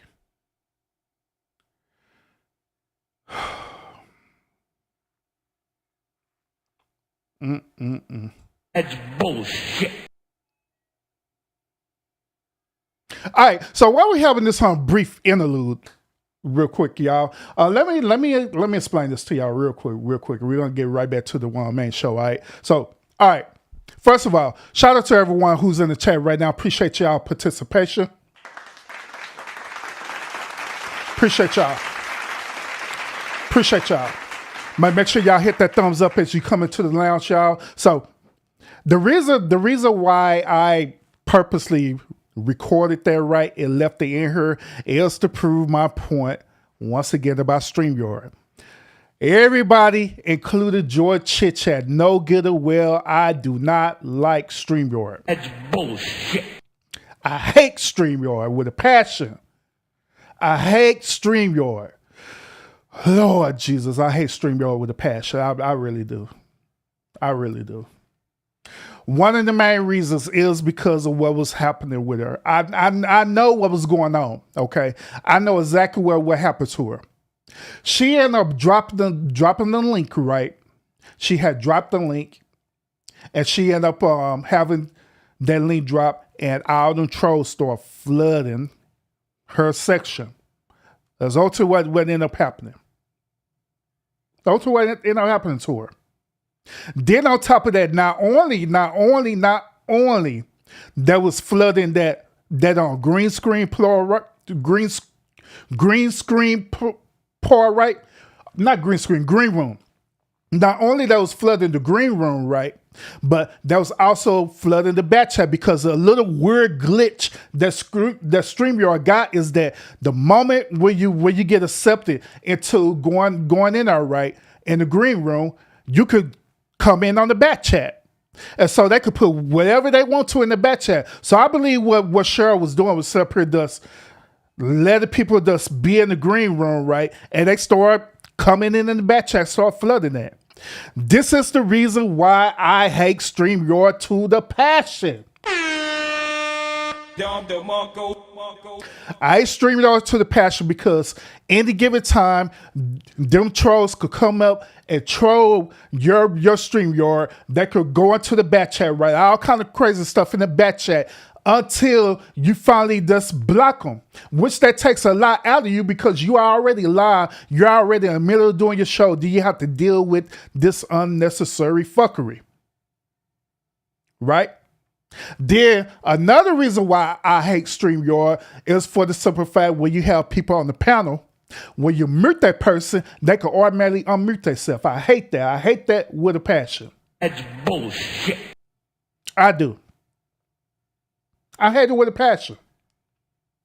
So that's why I rarely use StreamYard. That's why I use Zoom. Matter of fact, my Zoom is back up, by the way. So yeah. So next time I have panel, we'll be using my Zoom again. But that's the reason why I use Zoom, because you could be in total control of Zoom. You can mute someone and they can't unmute themselves. They can't flood the back chat. And the best part about Zoom is that you could drop the link in the chat, but guess what? You could lock your meeting where they can't even come up anyway. Total control. But that is my spiel. Don't get StreamYard. Back to the show. Yeah, okay, did you hear what I said at first? Did you hear what I said first? I said he needs to see something wrong with it, and he has to want to do something about it. It doesn't matter what. Matter of fact, you're not holding them accountable, though. Why is that? I said he has to know he has it, though. He has to know he has it, and I'm sure he does. But once he decides, okay, he has it, and okay, because I've seen a lot of men who they're gonna run around and say, well, that's who I am. I'm like, they don't see again, I know guys like that personally who are like that. They see nothing wrong with it. Hey, y'all, I have no idea. Don't have me trying to figure this thing out, because I'm not really ain't trying to figure out how in the world 150 people to be there. Y'all use StreamYard. I don't know how that's even possible, but it is what it is. You know what I'm saying? She dropped that link and people start flooding, and that was in the green room. I don't know how it happened, but StreamYard be glitching the way it do. So, haven't in order for a man to change or start to even go to like therapy or counseling, there has to be something or someone in his life that's going to make him want to change other than himself. I'll give you one example. Here's a guy who was somewhat like that, not completely anymore, but the great Mike Tyson. He was somewhat like that, but not completely. Was he a bit controlling? Yeah, but I mean, we all look at his background, but he had to want to help himself. Man, I ain't gonna lie, that is a horrible rebuttal, bro. Nah. Nah. No. They did another thing too. Y'all talking about the production, right? I don't know. I don't know. That's about me hearing how the way Cheryl is, right? I don't think that she would want to have a production team because she appears that she's that type of woman who wants to have total control of everything. She want to have total control of everything. She want to have things done a certain type of way. So she that type of woman that even if she were to have a production team, right, she probably fire them like I ain't nothing. Fire every last one of them like I ain't nothing. I'm just saying. God damn. And we look at them now and like, but then there's one example right there. Hey, 1 second, like, if I can interject, I believe that, like, from a scientific standpoint, like testosterone is like a steroid hormone that influences men, males, boys to be like, assertive, aggressive. It helps to build muscle, you know what I'm saying? So you can grow a beard, mustache, different stuff that it does. But I mean, technically, you know what I'm saying? It's hormonal, like it's biochemical. You feel me? Like if you lower a man's testosterone, he's going to be less aggressive. He's going to be less assertive. No, bro. No, I don't agree with that at all. Bullshit. I don't think it have nothing to do with testosterone. I think testosterone have things to do as the biological fit for a man and his behavior, certain type of behaviors that he do for us, how the way he think and his anatomy, you know what I'm saying, and how the way he be able to procreate. But for us, this other stuff that he's talking about, no, I don't agree with that at all. Because if that be the case, then we can honestly say that based on what he's saying, we can honestly say that women are the same exact way, right? Because women are just as aggressive as men, or they are capable of being just as aggressive as men are, right?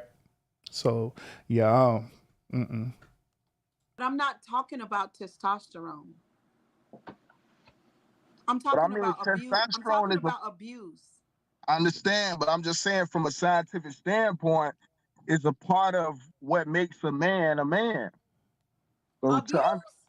no, the biochemistry of men, you know what I'm saying? Like the hormones producing testosterone and having the effect of aggressiveness and assertiveness.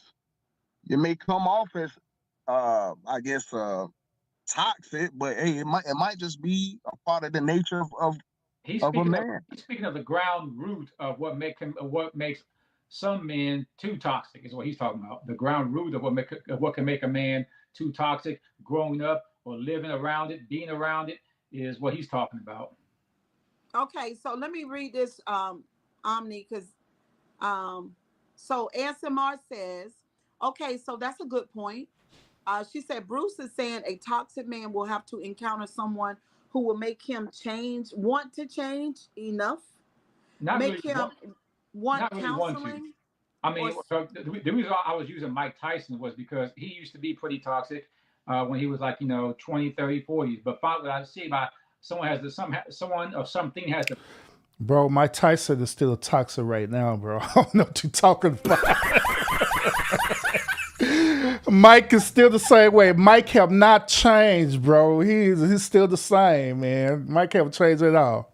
Mean a lot to him to want to make himself change is when he lost his daughter. After he lost his daughter, he just realized time of life was short, and it was a huge factor. I'm not sure if it was the exact reason, but it was a huge factor of what made him, have a huge change in life. Hey agent, hey Dolitha, hey agent girl. Oh, I also noticed this what Cheryl do, right? I noticed that she only read the comments on the chat that's pertaining to her actual argument. Okay. Long as anyone who's agreeing with her stance on it, that she's going to read it. And the reason why she's doing that, because she want to feel validated. You know what I'm saying? I try like whenever people be having like these panel shows, right, and they going through debate or whatever. I try my best not to analyze people, you know what I'm saying? But it is that I just keep picking up on certain cues that she doing, you know what I'm saying? I don't mean to do it, but it just, I guess it's part of my nature to do. Yeah, whatever. He was pretty. In the building. Hold on, y'all. Go ahead. He was pretty toxic at one time. Okay. All right. So thank y'all. First of all, Omni and Bruce, thank y'all so much for being a part of the conversation tonight. Thank you so much. I would love to have some this. I mean, like I said, there's 150 people here, and it's not because if I tap that button, it's no telling what's going to happen. You know what I'm saying? I hate that because I did want like 2 or 3 more people up here so we could talk some more. ASMR said, but if Man, say Cheryl, say I was just an email away. You could have hit me up. I had pulled up for sure. I for sure had pulled up. I had pulled up so fast I'll be out of there. I'm kind of thinking about this. So I'm like, what if I were up there, right? First of all, I was thinking about what stance would I take on this, because it's different stance that I could take on this. Because at the end of the day, it don't matter to me where if I take the affirmative of the argument or not. You know what I'm saying? It really don't make no difference to me. I could be on the stance with Cheryl and debate somebody on her soul stance. I could be the affirmative debate against her, but I'm just saying, if I debate against her, I'm just saying she probably would. It probably a game over for me for real. She'll be like, "Nah, Urban, I'm done with you. Nah, get on out of here expeditiously." it was the testosterone couldn't. My bad. I'm trying my best not to analyze, man. In this situation, I'm trying. I'm trying so hard, y'all, not to analyze. We argue estrogen makes women abusers in a way. We don't see that. It's with women it's different because it's like it's a moody thing. Like it deals with mood. Estrogen deals with mood, like moodiness, mood swings. But why do you? I mean, you're sitting here wanting us to hold men like me. I don't feel I'm toxic or controller one bit. I mean, so it's not in me like that. But do I have enough masculinity in me? Yeah. It's just a matter of men who are like that. I feel more men should go ahead and do like I do. When you hear from more than one party that you're toxic, or you have some of the ingredients of what it takes to be toxic, I feel a lot of men should want to either find a book to read, find some therapy, find some assistance. But you have to see something wrong with yourself and know there's something wrong with you in those areas. And whenever you know, like me, when I knew there was something wrong with me, I caught it at a very early age where I was able to get counseling, therapy, help, and coaching for free because of the age I was. And I went to the elders for that. But when you sitting here and you don't know, you're not even fully aware that you have it, it's going to be pretty hard for you as a man to say you want to do anything about it, because a lot of people are going to go back to what we all say. Why try to fix something that's not broke? Well, to him, it's not broke. But to others, right. Yeah, to others, it may not be broke, but they can hear enough of they can hear enough of it on its way to, to what I call catching some hell. Okay, let me read Agent's comment. She said, and she is so helpful on the morning live. She said, women can have levels of testosterone too. Yeah, that's true. That's true. She says stress related and estrogen levels drop with age. Now, that's see, true. We ain't bringing the women in, man. They are. This is correct. Oh no, you did too, sir. Now I said and I stopped. In case you haven't caught on, I stopped. So your audience, I done stopped. See, you ain't heard me say anything about women just yet. So your audience brought up the women twice now. All right. Missy, ASMR. Hey, that 1 second. That affects men too, by the way. Estrogen? Now, as men get older, the testosterone levels go down.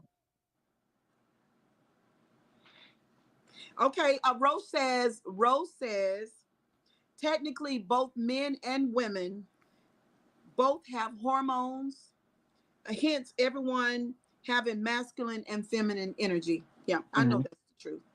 All That's right, true. so let me tap on this 150 ASMR and see if I can find you. Listen, guys, if something happens and the stream goes down, just know that's what. Okay, because I'm gonna try to bring up ASMR. I'm gonna try. Oh my God,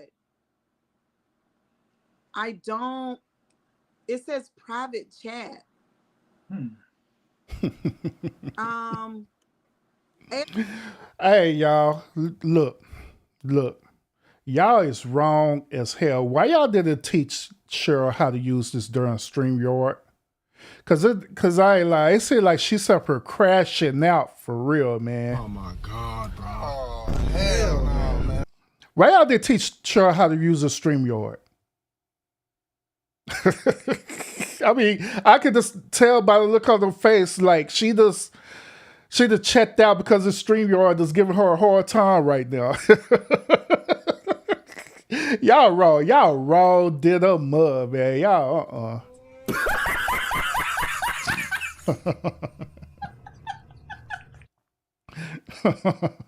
hey, Cheryl. I feel you. Cheryl. If you have this much difficulty with StreamYard, go on leave StreamYard. Come to the Ecam family, where Ecam will really stress you out if you're not technology savvy.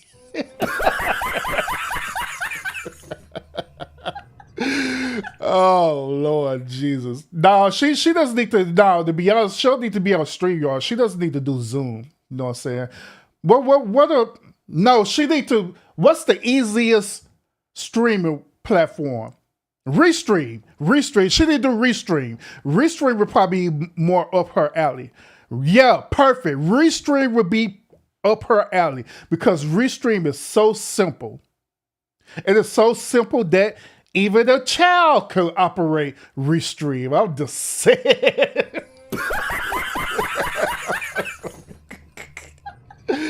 Oh man, I don't mean to talk. I don't mean to scold her, man. But yeah, I actually feel sorry for her too because I mean I get it. I understand, man. ASMR, did you hit the link? Can you hit the link for me, please? Because I don't know what that is. When I hit that 150, it said private chat. Are you still here? Salute everybody. ASMR, are you still here? Somebody up there saying all type of crazy stuff. Where? They calling us the N word. Where? I don't see that. Why I don't see it?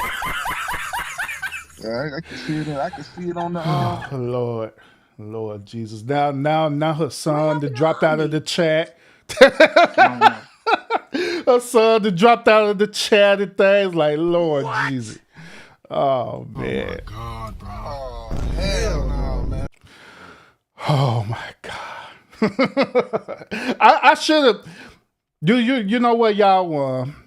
I should have just edited this whole entire part out, but I did it because I guess this is considered as the comical part of the stream now. I guess this is what this is. So, yeah. He'll be back. He just got to hit the link. Okay. Guess one. Oh my God. I hope this is her. Let me try. I will say one thing else though, for a lot of men who are toxic, as I don't know what, if he keeps surrounding himself by what I call the negative energy, ASMR, is that you? oh, it Can you doesn't hear matter me? if that toxic energy is at his Yes, I house, can hear you. at his Okay. workplace, or his friends. He's gonna get worse if he keeps letting that negative energy around him, and he's already toxic as hell. Yes. Okay. ASMR. Yes. Hey. Hello. How you doing? I'm good. How are you? I'm great. So what do And you look, know about this? I can see the chat too, so this is perfect. Everything's working. Okay, good. So what do you know about this toxic energy? Yeah, so I think you said some great things. I definitely think it is that bullying mentality. I think I've seen a lot of men, a lot of clients present with, narcissistic traits. You've definitely covered that. I think in my personal life, I've seen guys who it's neglecting their emotions. I think a lot of people have seen that probably in the comments, and Bruce, you've probably seen that too, right? Like they're not going to cry, they're gonna tough it out. They don't have emotions. So why is toxic masculinity equated to dudes not having emotions? I don't understand. I actually heard this argument a lot of times from different women and beta male men as well too. Beta. Well, where they say that, hey, you're toxic if you don't cry. Let me be honest with y'all. Men do cry, okay? Once again, men do cry, but there's a difference. We don't cry about every little thing that hurts our feelings, and that's the difference. See, sometimes women want us to be on the same level or how the way they interpret things, right? Where they wonder where if they're crying about something simple, like y'all could be crying about something as simple as breaking your nail, and you'll cry about that. You'll cry because your coworker at work call you the B word, and you're crying about that. You know what I'm saying? But us as men, we don't cry about simple things that's not even worth us crying about. We only cry about serious matters, like if we dealing with a high level of stress, right? We're crying.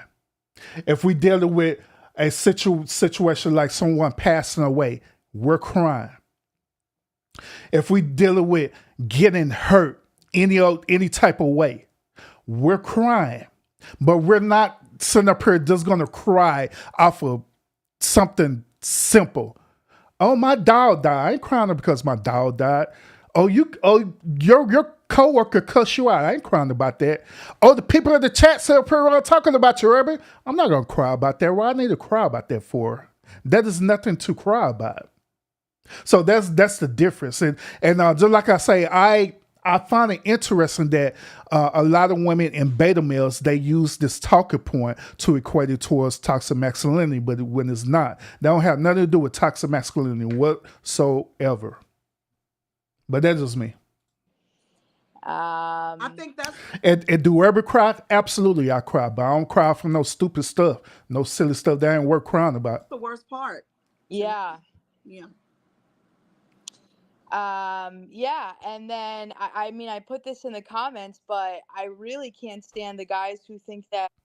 Hey, Vaughn say her son cries all the time. Trust me.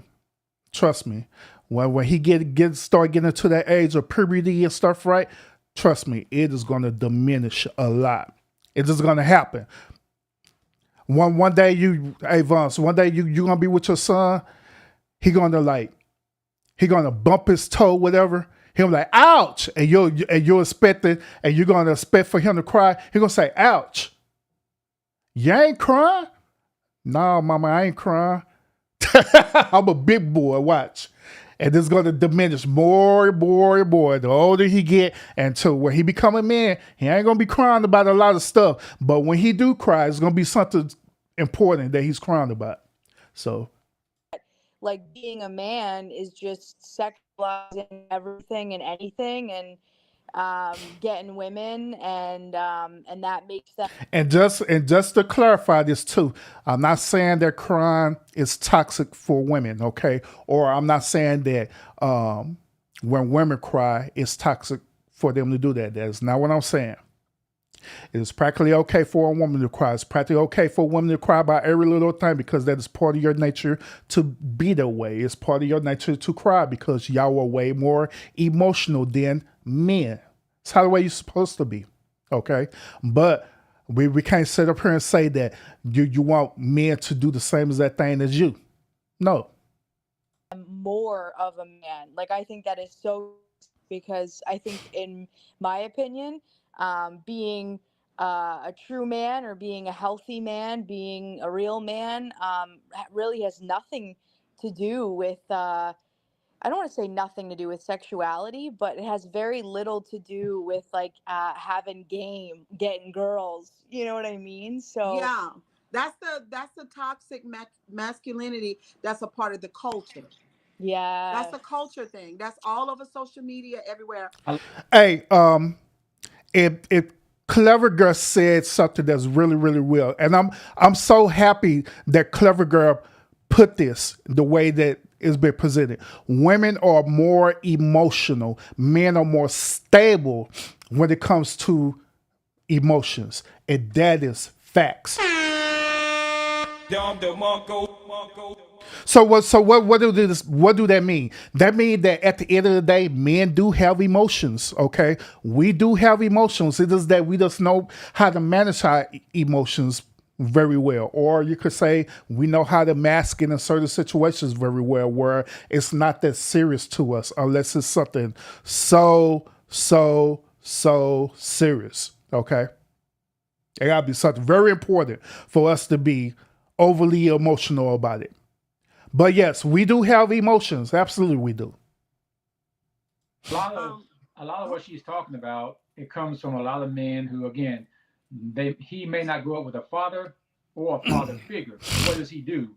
He will turn to TV, social media nowadays. He'll turn to, anything around him that's showing him. Again, he may not know himself either, which most toxic men don't. So he'll turn to what's going on around him or on TV and pick up on what makes him feel good.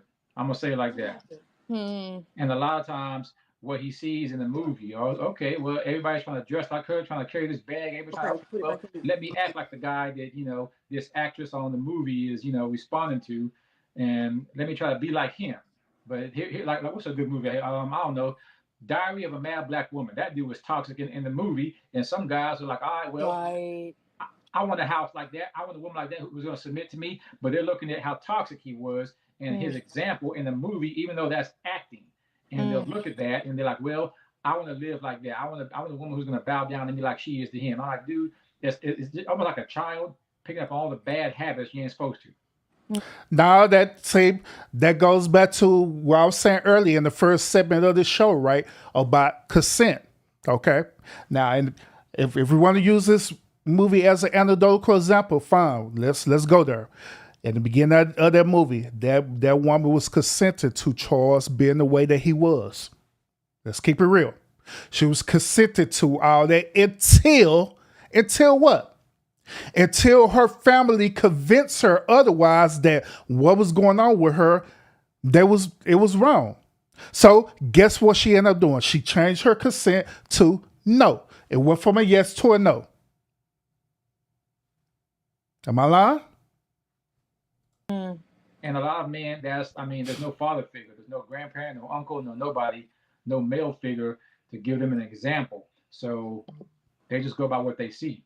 So Ro is saying, I'm gonna ask you this, Bruce, and Omni is on his way back because he just came in. He needed me to re-drop the link. Ro is saying, Cheryl, she's saying, how can we get rid of it in our communities from the man's perspective, Bruce? How can we get rid of the toxic masculinity? That's going to be very difficult to do. I seriously doubt you'll be able to. I got a thought on that. To me, you're going to have to find out what means something to that man that's going to want to make him make some changes. But again, So he rebutted back and said that that's going to be difficult to do. Let me hear him out first before I get my rebuttal on this. He has to want to make the changes for himself. The best thing is bringing things around him that means something to him that's going to make him want to make some moves. And if you say, and when they say in the neighborhood or the what she say, the neighborhood, or the what community, the community. When she said in the community, you have to bring guys around him or people around him that he respects. And that's why I've always said respect is the biggest factor in any partnership, relationship, or marriage, because it's once you bring someone around him that he respects, okay, he probably would give that person or whoever it is his undivided attention to make some, at least make the first step to, Well, my answer is sort of like yours, Bruce, but I'm gonna say it like this. Okay, okay. If he's going through the whole concept about each one teach one, then that I agree with him on that. Now, once again, it could be challenging to control toxic masculinity from a more broader scale. So I agree with him on that. You know what I'm saying? If you're trying to do it on a broader scale, yes, it's going to be difficult to control toxic masculinity because you're dealing with all these different men with all these different experiences that they're dealing with, their upbringing and different things like that. Then on top of that, you have to deal with whether or not that man wants to change or not. If that dude do not want to change, then it's going to be impossible to get him out of that toxic masculinity mentality. You know what I'm saying? So once again, I agree with that. But once again, or if we're dealing with the each one teach one concept where, hey, you get one dude, maybe if it's your homeboy, maybe if it's your son, your nephew, uncle, whoever it is, right? And you begin to teach them the concept to wing them out of that toxic masculinity, then that'll be way more effective instead of trying to do it on a more broader perspective. When real men that don't give a damn about what other men think, they take the leadership over them and they tell them, no, you're wrong. And this is who and what you need to do and how you need to be. And that shit ain't cute. It's not okay. Don't laugh at them at the barbershop. Don't laugh at them on the backyard in the deck. Don't laugh at them at the cookout. Don't laugh at them when they're riding around the car with you. No, straighten them out. When men hold other men accountable, that's when it's gonna change. Amen. But when they see the thing about her response is that the men do hold each other accountable, and that is facts.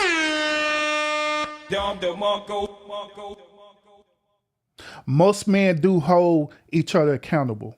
Now, I'm also going to admit that within our circle, right, we do have men in our circle who have different belief systems. Like I could be that man who's holding one man accountable, right? But you have that one dude, right, who's not going to hold him accountable because he have the same belief system. You know what I'm saying? Well, he believed that it's okay to be violent towards a woman. He believed that it's okay to go and cheat on a woman. He believed it was okay for him to go out and procreate and have multiple baby mamas and stuff. You know what I'm saying? And I always be that one dude in your circle that's like that. But at the same time, we can also safely say that it's the same exact way with women as well too. Same exact way with women as well too. A matter of fact, I had did a short survey, right, one time, and I had asked women this. I had asked women, would you hold your sister accountable? Would you tell your sister that she is wrong for her said behavior? Majority of the women in my chat said, hell no, they're not going to tell their sister nothing. And the number one reason why they said it is because it is not none of their damn business. And that is facts. So we should answer that question again. Who holds each other more accountable, the men or the women? Because women do not hold each other accountable. They don't hold their sisterhood accountable. They don't. They honestly don't.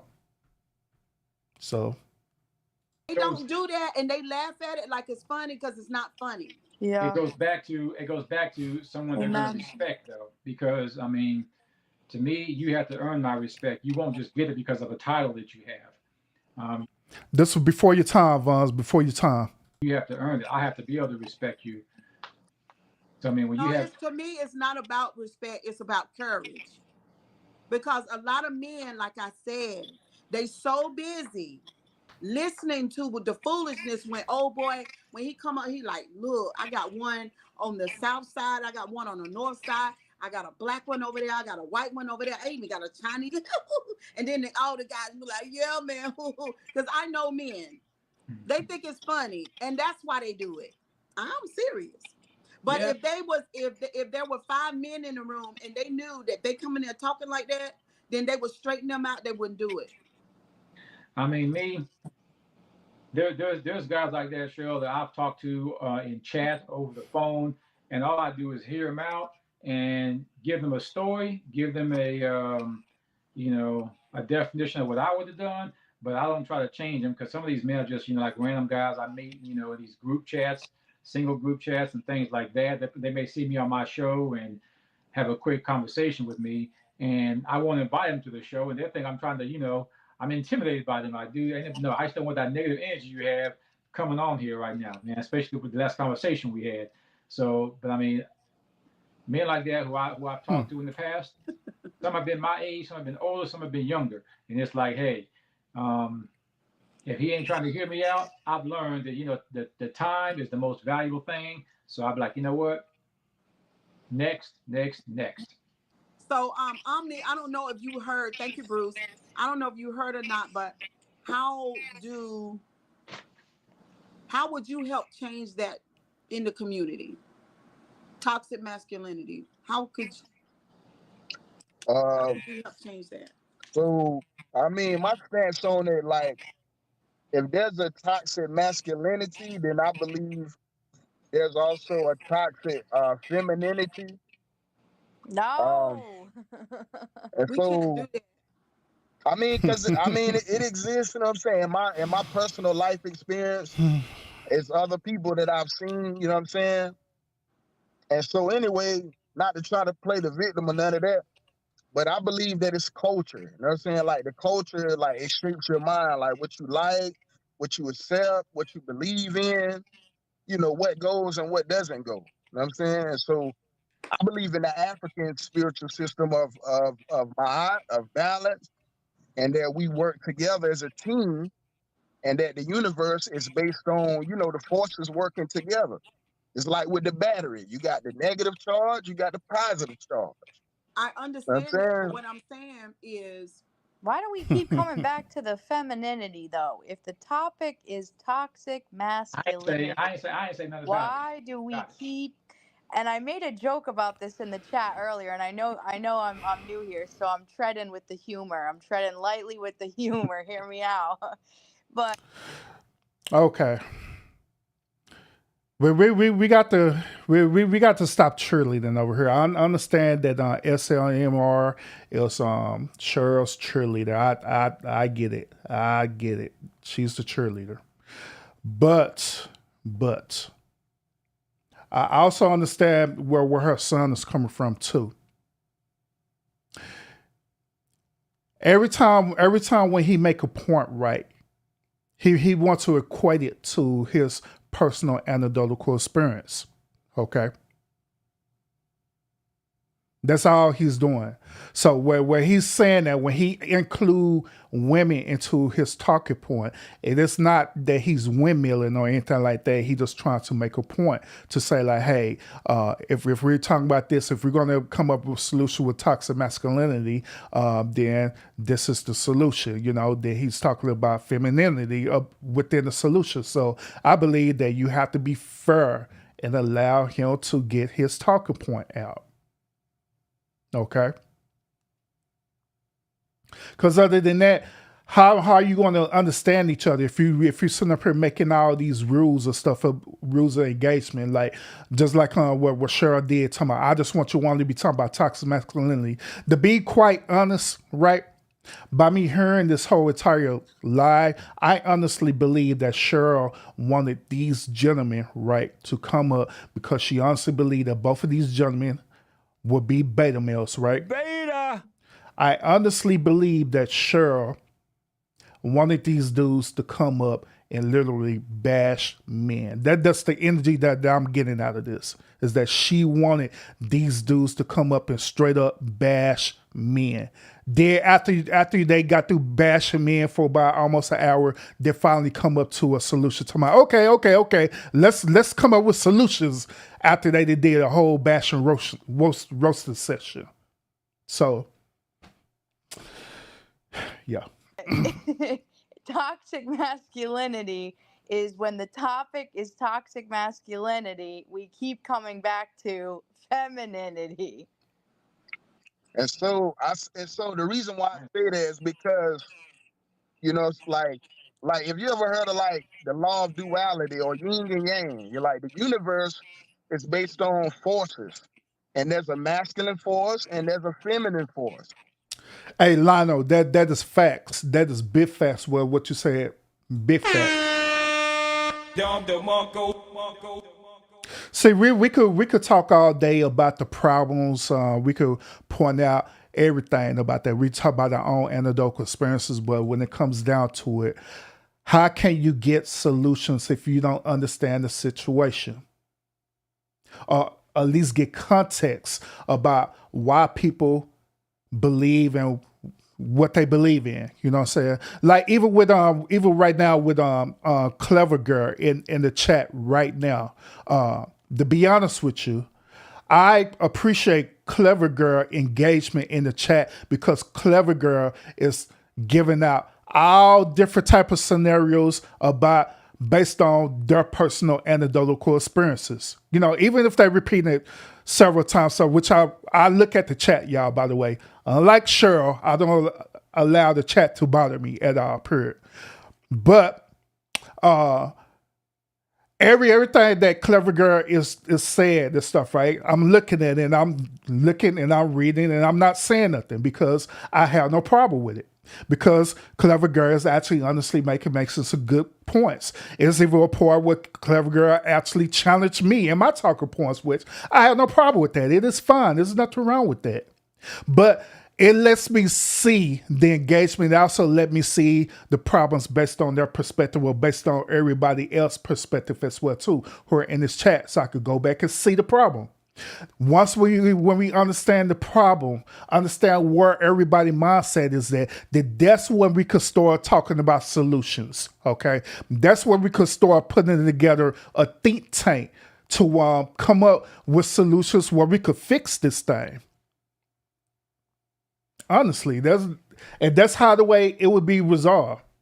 But if you're not allowing people to get their talking points together, you're trying to control what they say and how the way they say it and stuff, right? Then you're never not going to understand it because you're only being one-sided and that's it. And that is unfair. And the forces work together to make creation, to build creation as we know it.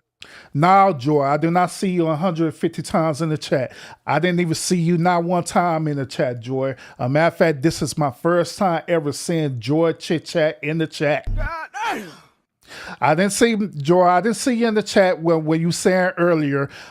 Joy, I didn't see you in the chat earlier where you said talking about that Cheryl's setup was better than mine. So I didn't see that at all, even though it's a bullshit. But That's bullshit. I didn't see that at all, Joy. I didn't. I'm just saying.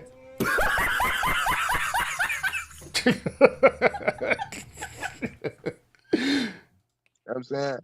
And so I don't like to be a person who comes up with random Too strong individual salute. answers or random nowhere answers.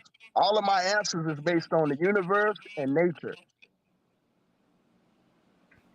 And so to make sense of it, like even though we're naming it toxic masculinity, I'm looking at it as a solution-based thing. Like how do we get things on the right track? And getting things on the right track is balance between the masculine and the feminine, not just pinpointing the masculine as a negative thing. It is negative. I guess what he's saying is negative. It is negative. It is wrong. What he's saying, Cheryl, is he's not denying that. What he's saying is it can't just all the negativity couldn't have just came from just a man. He's saying that all that negative energy that out here that a man may have when he's toxic as hell. Trust me, not all of it just comes from himself hating himself or he was living life a certain way. Can I just say something? What he's saying is it had to have come from more than one source. Y'all crack me up because No. Shut up. I'm talking. All right, so now I have to disagree with that. I totally disagree with that. Because once again, Well, once again, like I pointed out earlier in this stream, is that the whole root cause of where we at right now with this whole gender war did started off with the men in this country. That is facts. It started off with the patriarchal system. That's what it started off with. The patriarchal system is the toxic root of it all. Period. So we as men have to take accountability for that. Because our ancestors, the one who did this, our ancestors, the one who grounded and rooted us into this. Okay? So we got to keep it real. We got to keep it a buck. You know what I'm saying? We can't just say, well, it may be man, but it's mainly women. No. That's why even in this stream, right, I told y'all, when I told y'all the whole entire concept about the Manosphere, how the way it was created and stuff, right, who I started off with men. So we have to take accountability for that. It is our fault that feminism exists. Let's keep it real. It is absolutely our fault that feminism is the way it is. Let's keep it real. Let's be honest about it. But Toxic femininity. I would sit up here for 2 hours all night talking about toxic females. I would do it all night long, baby. All night. Hey, I'm not. You I'm guys not bringing couldn't up be on. her. How long have we even been on here? I'm We not couldn't bringing. even be on here for 5 minutes. Dennis. I'm not. And it I'm was not like, blaming her. wait, well, if you got toxic men, why are you females bringing them men? What? Yeah. Y'all And don't so, know how y'all sound. It's so almost look, Because like so what look, y'all Cheryl not said holding earlier, y'all bros Cheryl, what so you said accountable. look. earlier, was this was about men, toxic men, women, and children. I heard women and children. No. Oh, I you didn't. said that Okay. toxic masculinity is responsible for they are brutes and bullies toward women and children. Yeah. Hey, Lana, you want me to drop my one She Line song? All right, I got you, bro. I feel you. That's exactly what you want me to do is drop it. You're a lying sack of crap. You're a lying sack of crap. You're a lying, scheming, stinking, nasty sack of liquid crap. There you go, bro. I dropped it for you. And I was also thinking about this too, right? Since ASMR being up here on this panel, right? I was really thinking about what contribution has she contributed to this panel. Have she literally gave her personal perspective about this overall topic, or is she just up there just to agree with Cheryl? I'm just saying. So look. I'm not arguing with that one bit. So I'm look. not arguing with that. So Mr. Baskin. So that's that's the illuminated mother goddess. If y'all didn't know, she the one that brought me to the universe, and one of my first teachers. On his audio. What's going on? Can y'all hear? He just went on mute or something. Yeah, his audio is out. What? Omni. He out of Now there. his camera just froze. Yep, he's game over. You back? We We still can't hear you. We can't hear you. This makes me think of when you bring back a couple, right? And they're in couples counseling, and maybe you bring back, them individually then, and you go, well, tell me what's going on, and they go, well, she's doing this, and she just won't stop, and then you're like, wow. Yes, that's what it sounds like. Like they just pin it on the other person. Listen. I didn't pin it on nobody. when Cheryl brought up children and women, and men being so Just toxic towards them. When you say why is a man toxic towards them, I went back and said, okay, I didn't just jump to chapter 5. I looked at, okay, well, why is this toxic man even around them? He can't force himself to be around them. I know that. I've known toxic men who, well, why does he have a woman? Why is this toxic man around this woman and her baby? That's not his baby, but why is he around? I mean, you can't just start with why is he there? Why is he talking towards the baby and the woman? That's what I was jumping to. Right, I understand that, Bruce, Okay. but I'm sort of kind of frustrated because it seems like we can't have the conversation.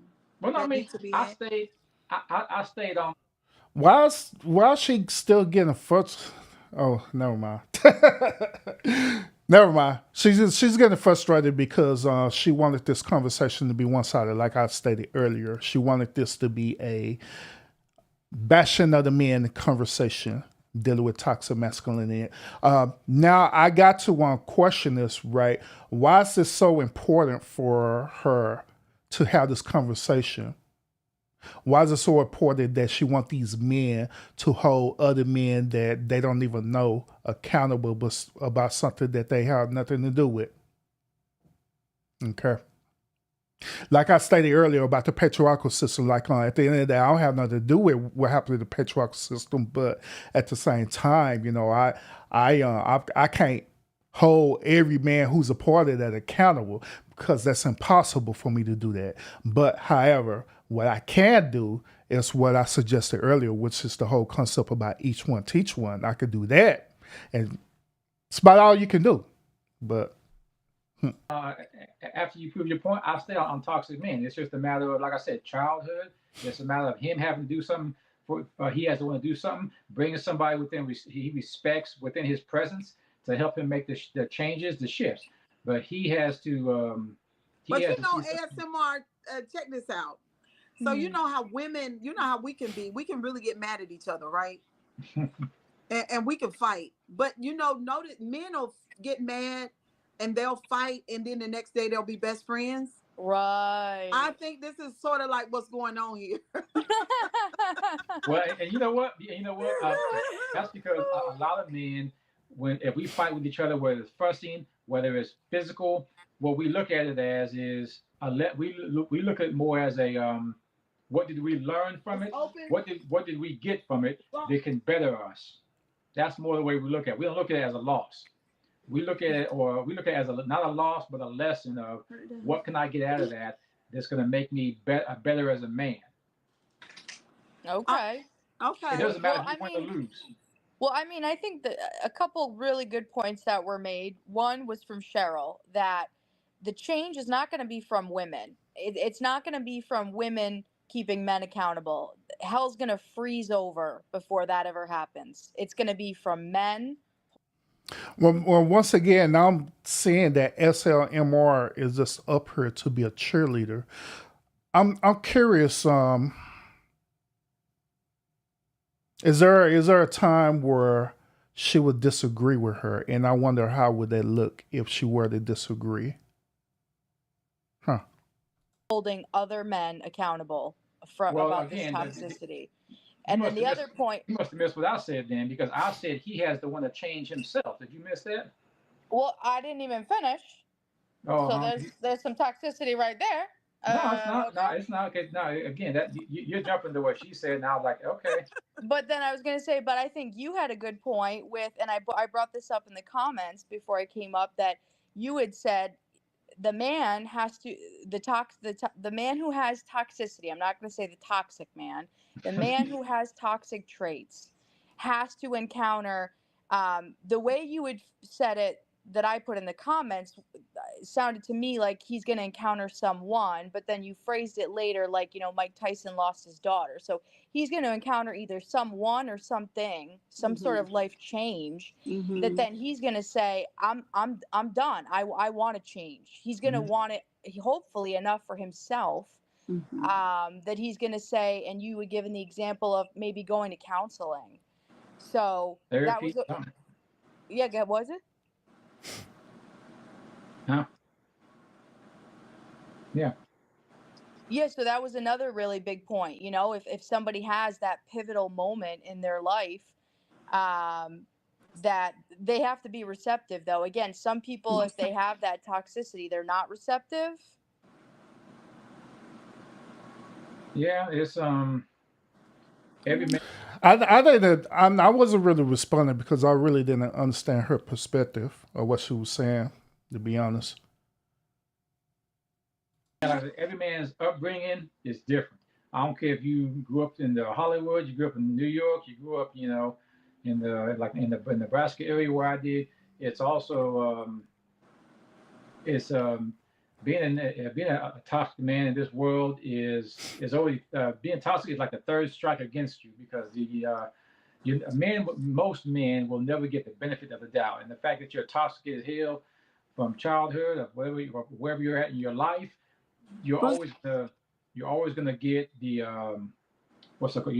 You're always gonna be put on the back end of what matters to you, and you're always gonna be on the back end of Mute my. yeah. And it's that's like that's a strike. That's being toxic as hell is three strikes against you already. I don't care who you are. I do like that you're trauma informed, though. I noticed that earlier when you were pretty much out the gate. As soon as you got on, you had mentioned like a trauma informed perspective that men will go through something that makes them have this toxicity often in their life, and that's Abandonment, anything. yes, abandonment. A bad childhood trauma from Well, what is trauma informed? I never heard it used in that way before. Oh.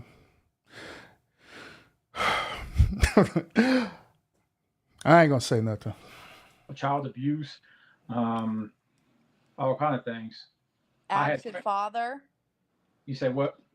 An absent father is a lot of the time why these guys are, like you said, looking to the streets or looking at the TV or the internet or their homies or their somebody else for a father figure.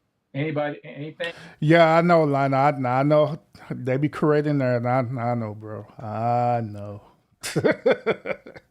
Anything such as TV movies or anyone that's in their circle, yeah.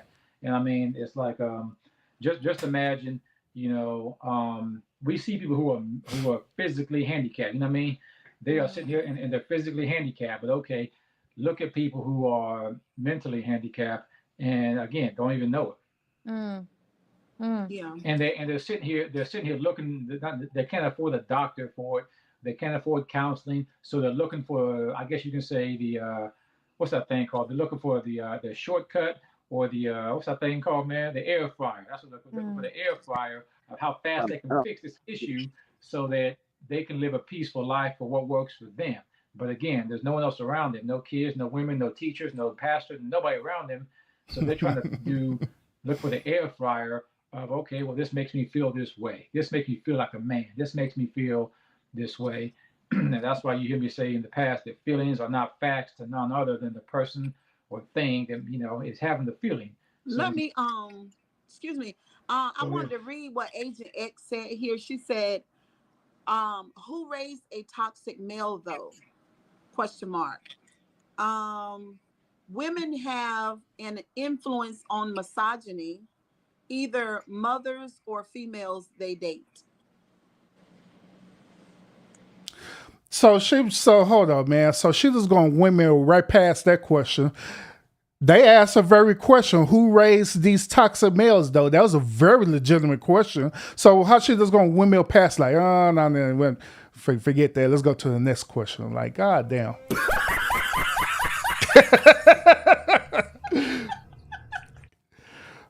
We know the answer to that. We know who raised the toxic beta males. We know that it's the modern day women. Let's keep it a buck. The modern day women raised these toxic beta male men. Let's keep it real. I don't know why that was hard to say it. But we know why it's hard to say it is because certain type of women, now I'm talking about modern day women and their behavior now. Certain modern day women, they always have the need to be right. Even when they're wrong, they have the need to be right. Did y'all hear that? Who raised a toxic male though? Sometimes it's just the mom. Sometimes it's the streets. Sometimes it's, most of the times it's single mothers, yo. Yeah. Single mothers. Yeah. Rose says men are.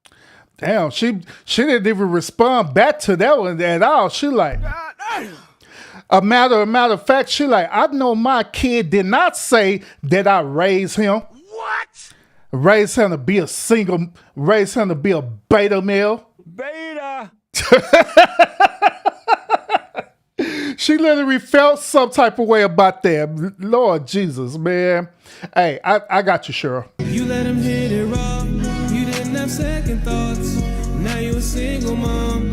Now you a single mom. You said I'ma have this kid. Don't care if he's here or not.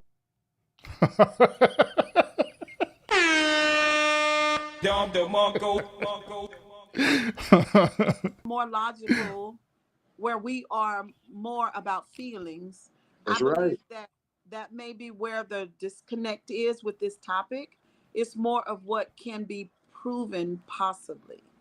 But I also feel like if that was the case, then the men in here would be like maybe upfront about, like, they would be like spitting it about the toxic masculinity. You know what I mean? Again, I'm not trying to like shade the guys in here, but we've kind of had to call them out about, like, we're going back to toxic femininity at times, or we're going back to like talking about women at times.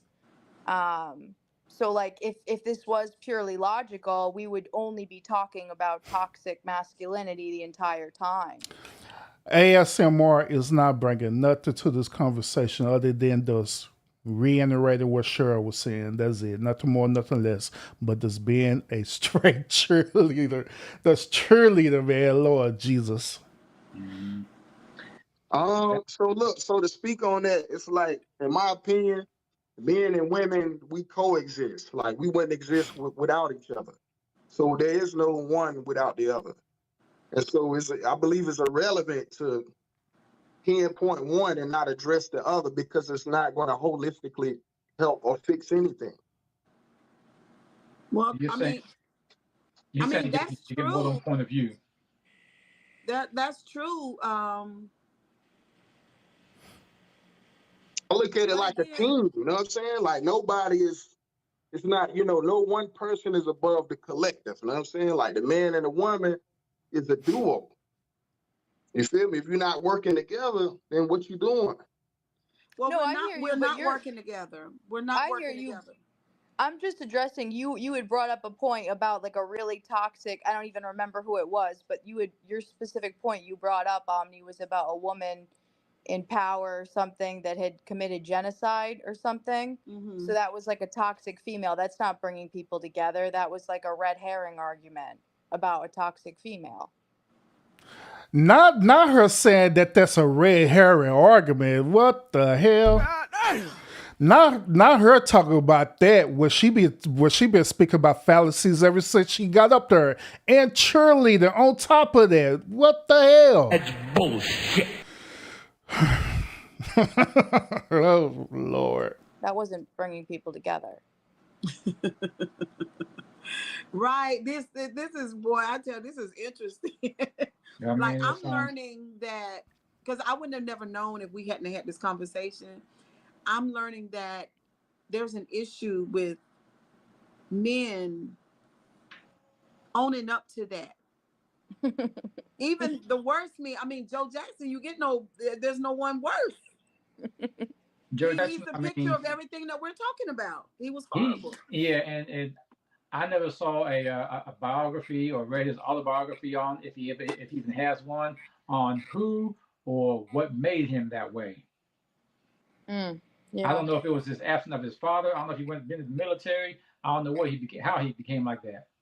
Well, obviously, there's a history. We know that he didn't just get like that. We know that it probably more than likely goes back to the childhood, because that's how it works.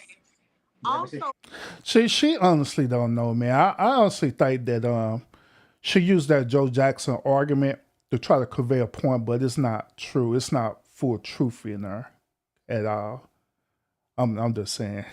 What I wanted to happen in this conversation was, I needed you guys to hold men accountable for the toxic masculinity, so we can get into what's going on with the manosphere. The manosphere here in social media and in our lives over all the social media platforms is training men to fight women. That's what the manosphere is all about, is training men to fight women, Now, to call them masculine, and to say things like, oh, well, that's why you'll never be in a relationship. It's really crazy. But I don't think. Who's being told that? Men or women? Say what? Who's being told that? Men or women? Men are telling other men that. Men are telling other men they'll never be in a relationship because of how toxic and how, you know. No. The manosphere is teaching other men how to treat women terrible and to tell them that it's their problem that they are without a man. It's their problem that the man doesn't want to be with them. It's their problem that the man is that they're masculine and they don't want them because of that reason. Like the manosphere is a cancer. I mean, to men and women. So you're saying that the manosphere is telling women that she's masculine? Is that what I'm hearing? The manosphere, Bruce, I feel like you're a part of the manosphere, so I don't even know why. Now, if he sit up here asking all these questions and he's not getting it, then bro is not part of the manosphere whatsoever. I'm telling you. If bro was literally part of the manosphere, then he would be killing her with the manosphere talking points, because every person, every dude who's part of the manosphere and the red pill community, they have the same exact talking points. He'll be quoting stats and statistics to her all day long until she got tired of it. He'll be set up her breaking it all the way down, and on top of that, he'll be quoting Kevin Samuels on her for real. No lie. So yeah, he don't even, to me, I don't even think he know anything about the manosphere or the red pill community, to be honest. So yeah, just like Cheryl, she really don't know nothing about the manosphere or the red pill community neither. Maybe one day Cheryl came and watched one of my shows when I was talking about it one day and assumed that she know. But she really don't. But it's okay, Cheryl. I'm educating you on this live about how the way it is. I don't know why you don't understand. Tell me why you feel that way. I mean, because you always blame women like you've been doing on this show. You say again. Oh yeah. By the way, y'all, those of y'all who are here and y'all really don't know much about me, I do not co-sign to the manosphere. I did not co-sign to the red pill. I don't belong to none of them communities whatsoever. Hell, I don't belong to a community, period, to be honest with y'all. So I don't co-sign with their talking points or anything like that. But they consider me as a purple pill content creator, okay? But that's neither here nor there. I tell you what, watch this. Without doing that, show me how many comments came from me doing that before I like, okay. That's not the point. I got some attention. But you know me, I like to just, strike controversy and attention because that's what, grabs the attention. Agent says, I think mental and emotional maturity will influence a man's toxicity, and that has nothing to do with age. I think mental and emotional maturity will influence a man's toxicity. Of course, yes, I think so too. But Darn, she had to read it twice to get it. How was he gonna get there when other men just, don't you do that? That is not cool. Normally, you won't have men do that. I mean, they're again, I can spit my knowledge at men who I've talked to who are toxic as hell, but that doesn't mean the knowledge I spit at them, he's going to apply it. That's all I can do. All I can do is pass him the ball.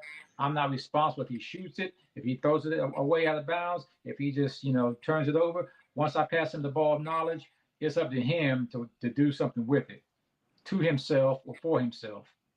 Again, we can't force it. That's what I think a lot of people try to do, though, is they think by telling the man,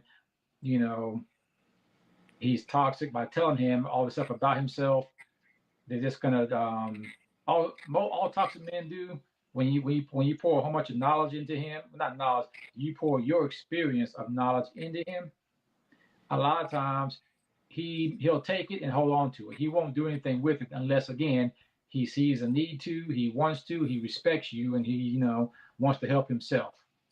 I was watching what is his name? Malcolm X last night for the first time. Okay. The movie is old as dirt, but last night I watched it for the first time. Wait a minute. She watched the movie Malcolm X with Denzel Washington for the first time ever? Hell no. That's bullshit. Everybody's seen that movie Malcolm X with Denzel Washington. Nah, I call cap on that one. That's bullshit. What the world? Hold up, man. Nah, bro. That's bullshit. Nah. What the hell? What? I just seen that movie Malcolm X on so many darn times with Denzel Washington. Hell, my kids have seen that movie Malcolm X. Like, what the hell? In the middle of the night. Just felt like watching the movie. Once I started, I couldn't stop watching. I watched him organize Malcolm, thousands of men all over the world. I mean, just organized.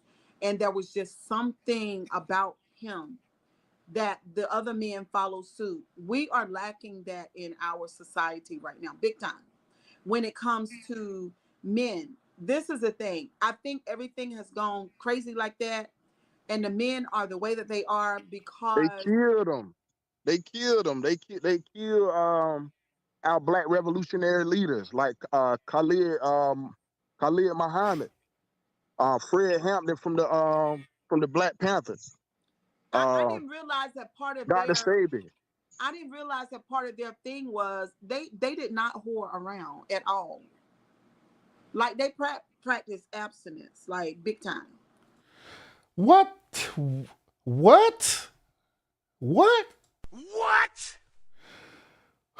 my God, Cheryl. Cheryl, you do realize that Malcolm X practiced Islam, right? Oh my God. Okay, sure. Malcolm X practiced Islam. Islam deals with polygamy, okay? They deal with polygamous relationship. So of course they were sleeping around with different women. That they considered to, by the way. Who waiting on a wife. Those Malcolm X, and that was part of the teaching. Yeah. I mean, they were still men. I mean, I'm not going to say they were perfect. You know what I'm saying? But they were men who had great contributions. You know, they did. You don't. Now, let me give y'all a quick context about Islam and their polygamy, right? One of the main requirements for a polygamous relationship is that the man had to be the sole provider of their relationship, period. He had to meet a certain type of threshold of an income status to even qualify to do that. If he didn't do that, then the Brotherhood of the Islam, right, they will not only disqualify him, they will put him out of the religion, period. Another part of it is that he couldn't be abusive to his wives, period. Another part of it, not only that he couldn't be abusive, he couldn't be controlling or nothing like that. So, yeah. See, that's what I'm saying. I'm just saying you really don't see men telling other men that it's not okay to be the way that they are a lot now. You don't, because somebody gonna get hurt doing that. You can't tell another man what to do. Because sure, you can't tell another man what to do. Back in them days, sure, unless you want smoke, unless you want some smoke. Yeah, back in them days, though, sure, you forgot, man. Back in them days, it was like the racism that was going on then. It was like either we try to help each other or we get shot, taken advantage of, and abused as black people. Period. These days, like I said, a lot of us are spoiled because the racism is not as bad as it was back then. It's still around. It's just not as bad as it was when they could hit you. They could accuse you of looking at them too hard and you get shot. It's not that hard anymore. So these days, because there's so many options, and then one thing your son was just talking about was that all the good people who were like that, they kept taking them, they kept killing them. They would find a reason to kill them, and they're like, all right, I'm not going to risk my life like that because I don't have, there's no need to. And so Sure. that's another thing, huh? Malcolm said he believed he was dead. He was ASMR, are you 39. still here? Malcolm, Listen, hey, Cheryl, go back and look at the video. Leaders like him said, I believe I died, when I was, in prison or something like that. He believed he died, and I don't think he was like 38 or 39, and he was like, I'm a dead man already. He's like, men are not trying to do that no more. They're trying to live our life. We're trying to be fathers. We're trying to be good figures. So him putting himself, and he knew he was in danger.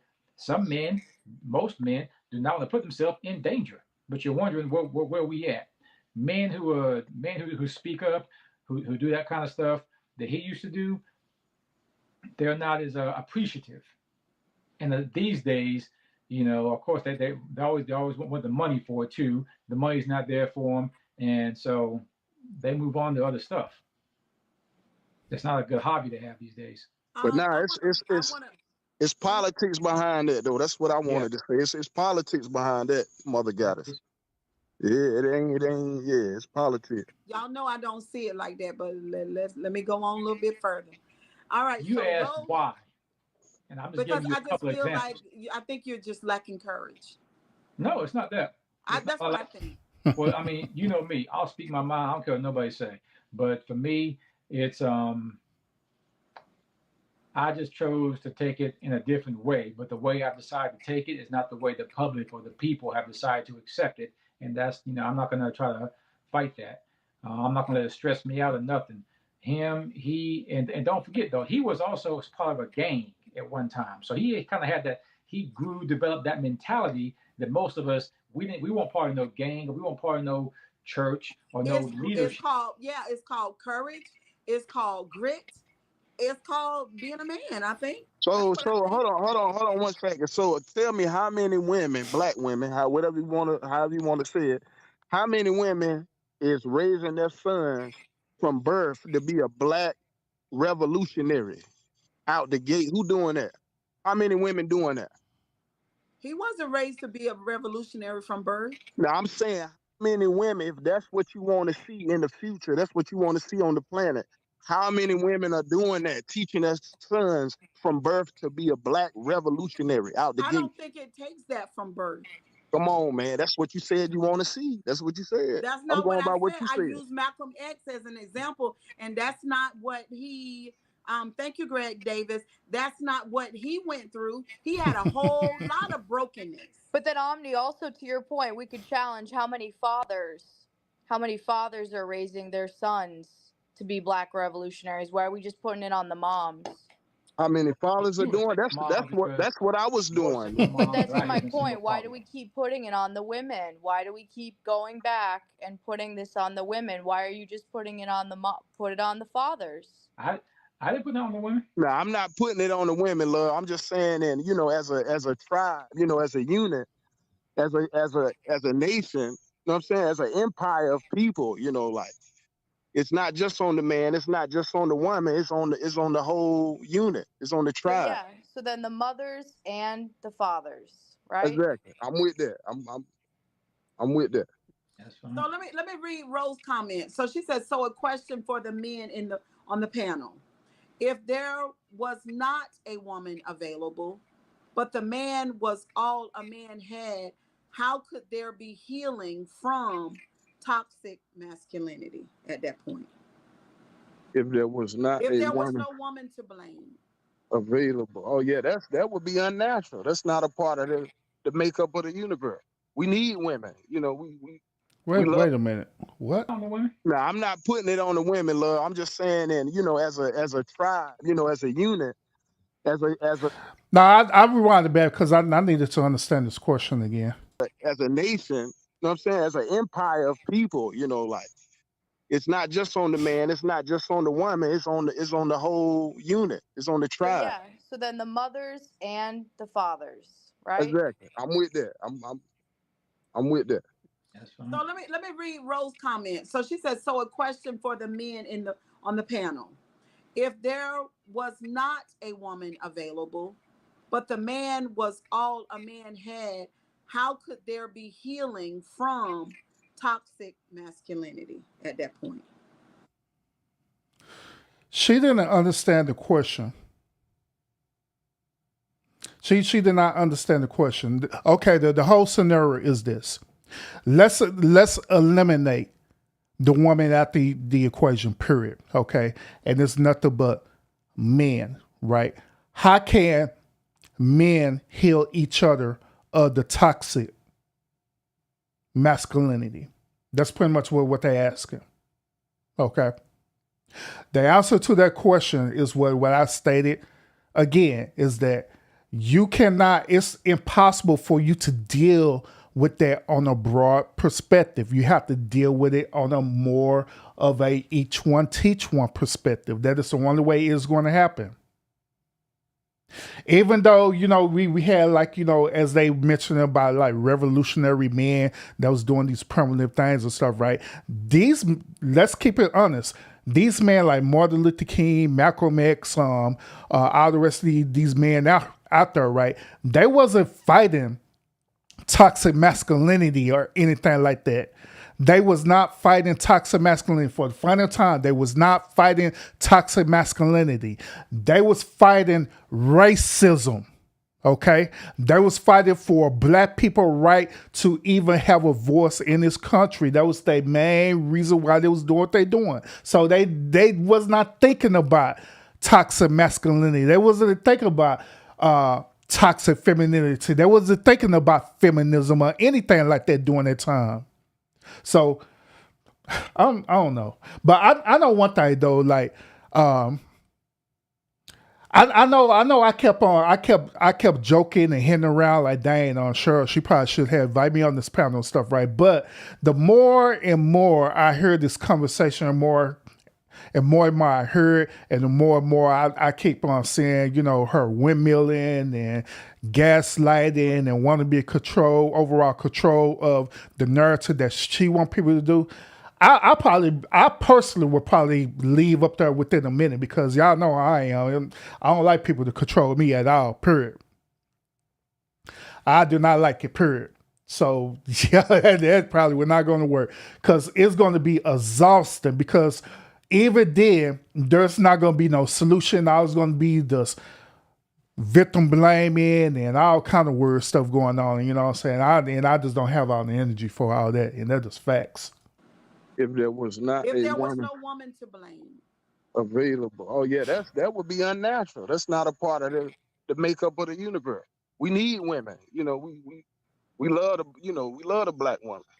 Well, ASMR is not a black woman. Okay, I mean, well, we love all women. Wait a minute. Hold up.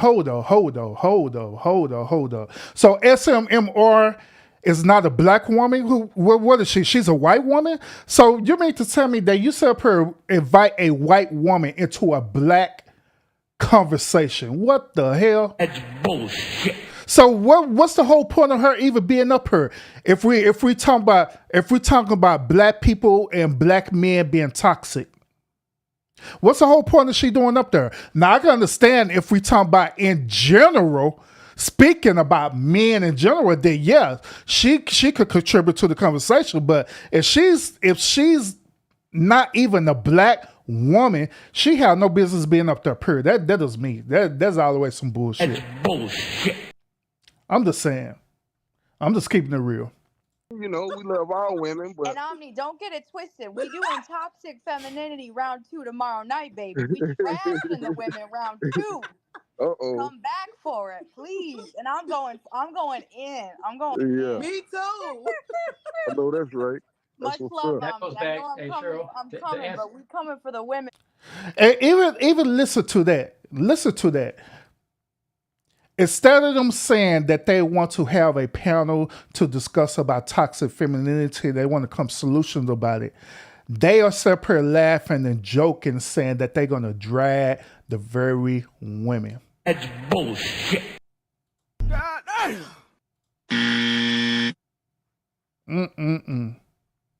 In round 2, we coming. Okay. Now, already. Much love. You already know. It goes back to...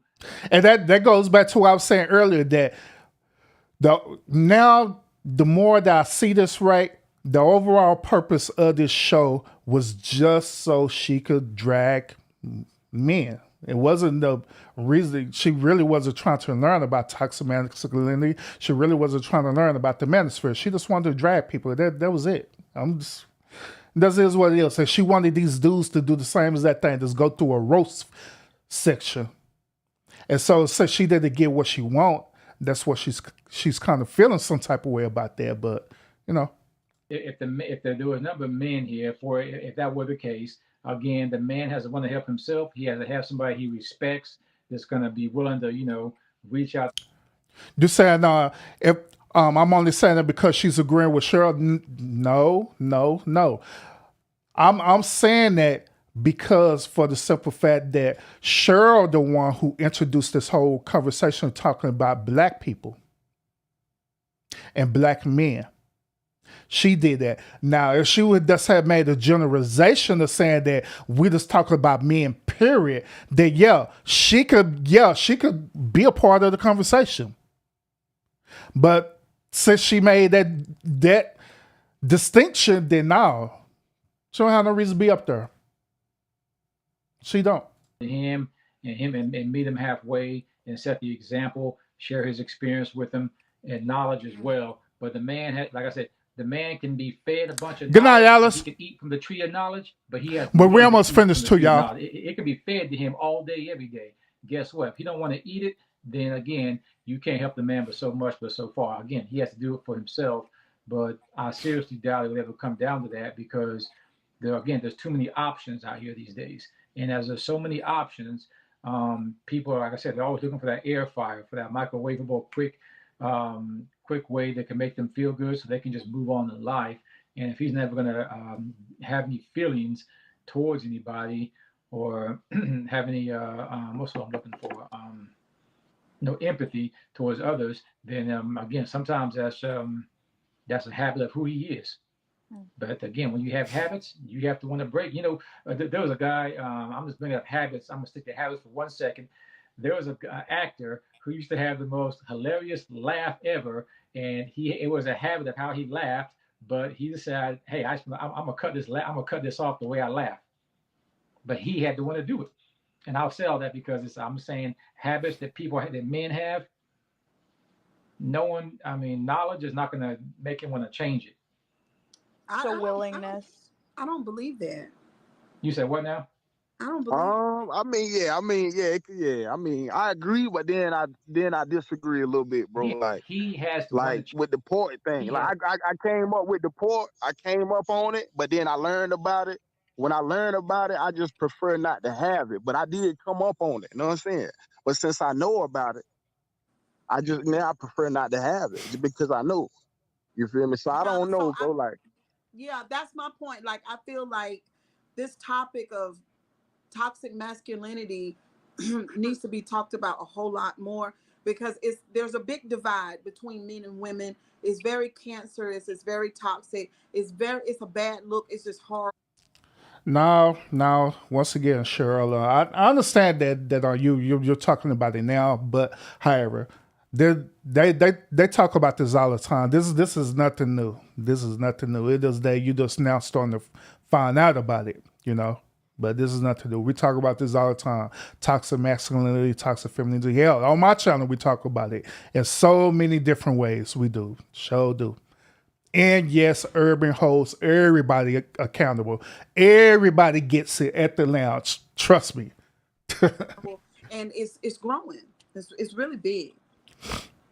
I'll tell you, I think part of the healing for toxic masculinity is going to be rooted in identity. I think overall, our country, one of the plagues that our country is suffering from compared to other countries, we don't know who the frig, because I know we ain't cursing, right, Miss Cheryl? We don't know who we are. Our country is so lost. Our identity, we don't have one.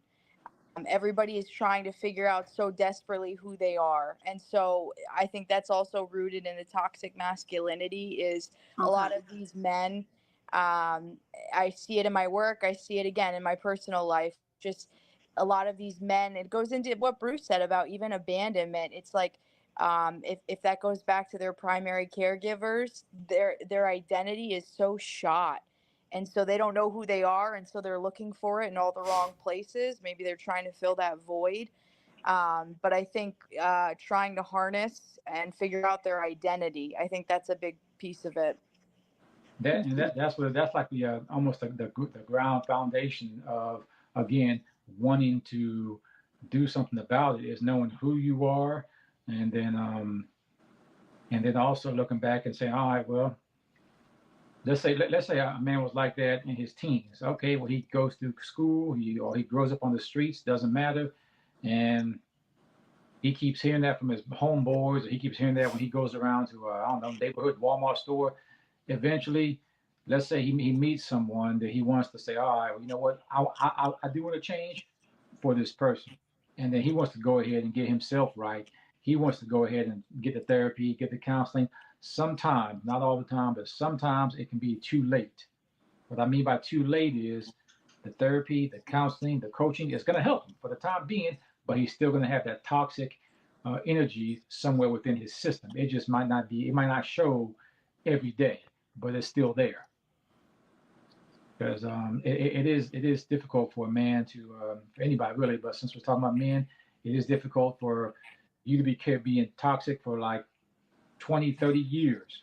And then you meet someone when you're 35, and then you're going to go get counseling and therapy for, I don't know, a year or two, and now you're 37, and you got 30 years that, you got 30 years that outweighed only that 30 years are going to always outweigh, 2, 4, 5 years. Well, see, Yeah, I disagree with that. I disagree. This is like the same concept where people talk about grieving, right? Some people believe that when you grieve, right, that you should be over it. Like in a couple of days, or maybe at the most a month, you should be over your grieving period, right? But they're wrong, because different people grieve in different ways. Sometimes it'll take up to a year for that person to grieve. Sometimes it'll take up to 1 or 2 years. Sometimes a person could be over it the same day. You know what I'm saying? So the same concept about what he's trying to convey, which I disagree with, is that a person could be rehabilitated depending on how the way that person is. If they make that choice that they truly want to be rehabilitated, they could be rehabilitated right then and there and be healed and move on right then and there if they wanted to. But it's all just based on that person. It's based on that man or that woman if they choose to go through the process or want it to happen. I'm just saying. Yeah, you don't do 2, 3, or 5 years. You do it indefinitely. Well, I know that. I'm just saying, no woman, no child, no preacher, no partner, They're not going to wait that long, though. That's what I'm saying. No. Well, no. While you're getting though. No, I'm saying that once you start introspection, you're gonna get better. You know what I mean? Oh yeah. But I'm saying that it's a journey. Beyond that for the rest of your years. I'll go back to Mike Tyson. He was on his way. He was working on it. And the next thing you know, he's beating up some guy on a plane. It's still in him. You know what I mean? So, but he is working on it. With our humanity, sometimes, that's what everybody. We have our days. Hey, like I said, it's going to remain in your system. But as long as, like you said, they keep getting the counseling, the therapy, the coaching, the helping, and they still want it for themselves, then hey, it can better them. It can better them. And I mean, being that toxic toward, I mean, these days people use toxic more than they use mad towards people. Well, at least we know now, we're toxic. You know what I mean? At least we know. It's the awareness is great. That's why we're doing what we're doing tonight. That's why we're talking. Yeah, I mean, I myself, I haven't been called that because I don't feel I am one. Oh, come on, Bruce. Let's not do that. No, okay. Well, my thing is, once you say it to me, I'm going to ask you for the example, and once you give me your example, I'm gonna be like, oh, okay, so am I that? What? As in, like I just tried to tell you, am I doing that to strike to see what your reaction is, to strike controversy, or am I doing that because I'm totally, X, Y, Z? Omni, are you toxic? No, I don't feel I am. No, I was talking to Omni. Oh, Omni. Okay. Hello? It's showing he's still there. It's showing that, yeah. So real quick, Chad. Do y'all believe that y'all were toxic? Once again, do y'all believe that you are toxic? I ain't talking about the community. I'm talking about you, personally. You. Do you believe that you are toxic?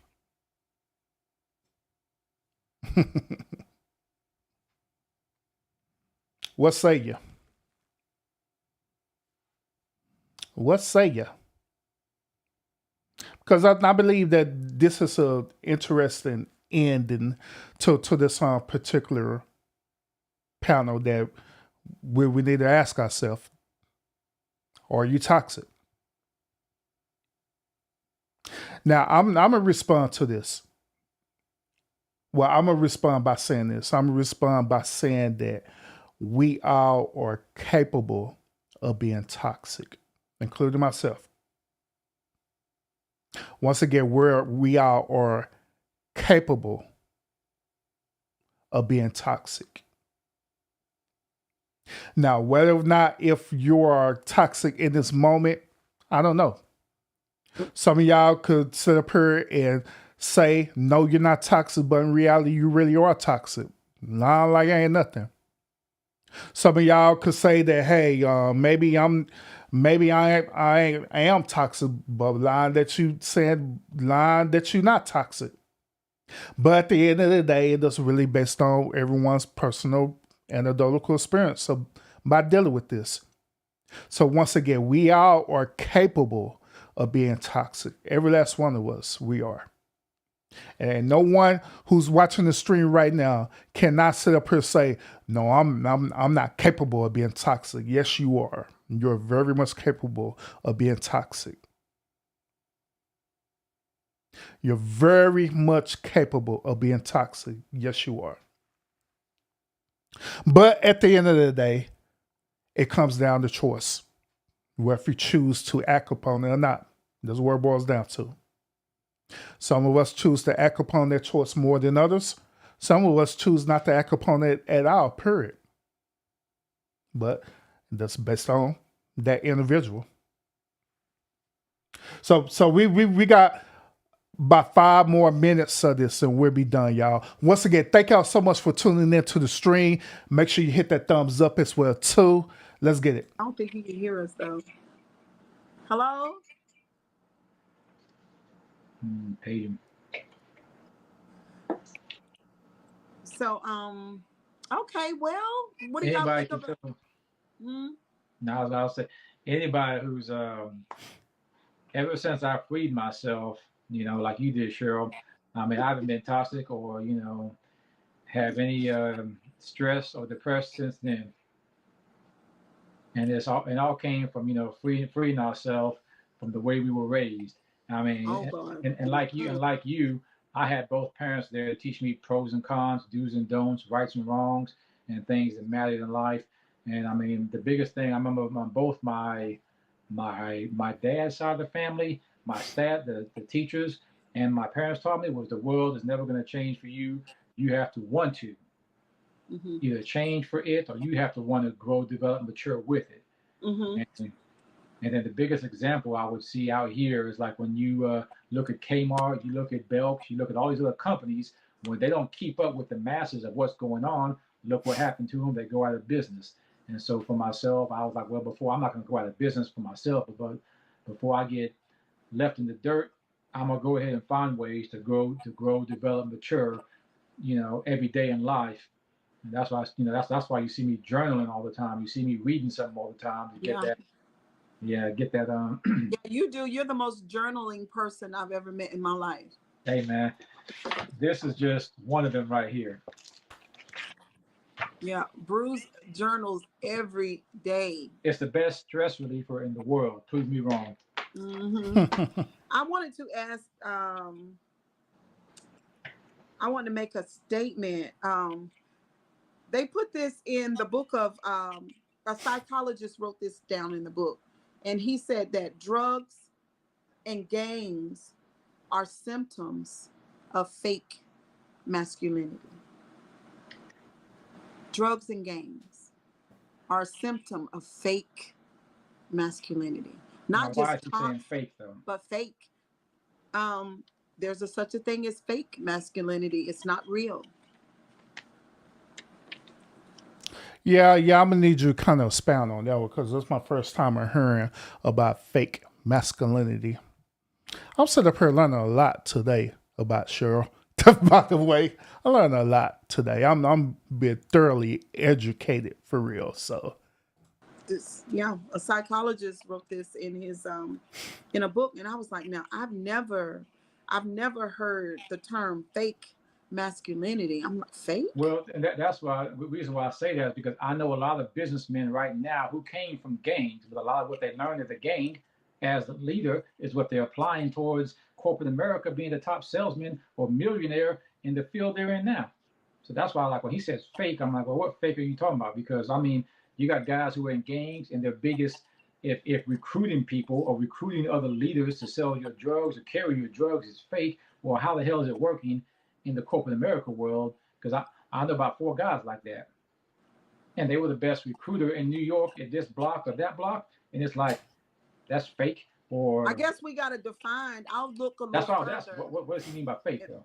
I'll look a little further and find out what is he meaning by fake masculinity. But I'll just use the way that I see it. When you see guys, perhaps they're soft, but they're pretending like they're hard,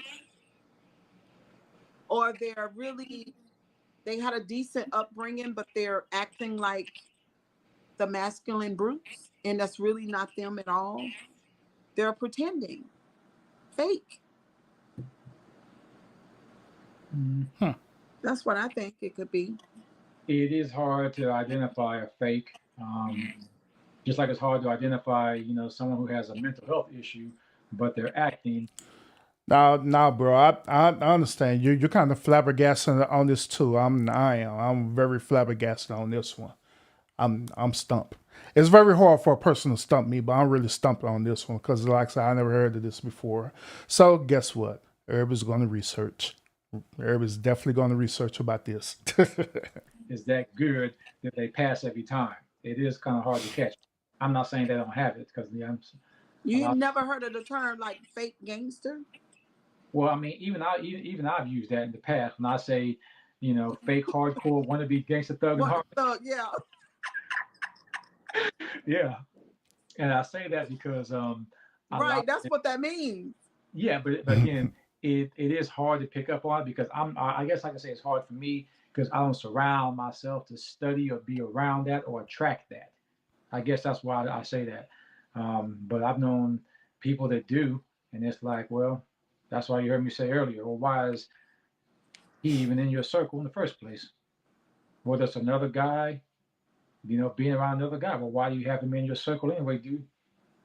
If he's toxic as I don't know what, and you probably just lost your father, lost a parent, or ran away from your grandparents' house because you got too bored. Well, why is this other toxic dude in your circle though? Mm-hmm. If he's faking it, sometimes it's even hard to tell for a man who's joined a gang because he can't find no love at the house, and he's just going there, because it gives him peace or whatever the case may be. He can't always pick up on a fake either because he don't know what the real deal even is. Mm-hmm. And experience is the best teacher. So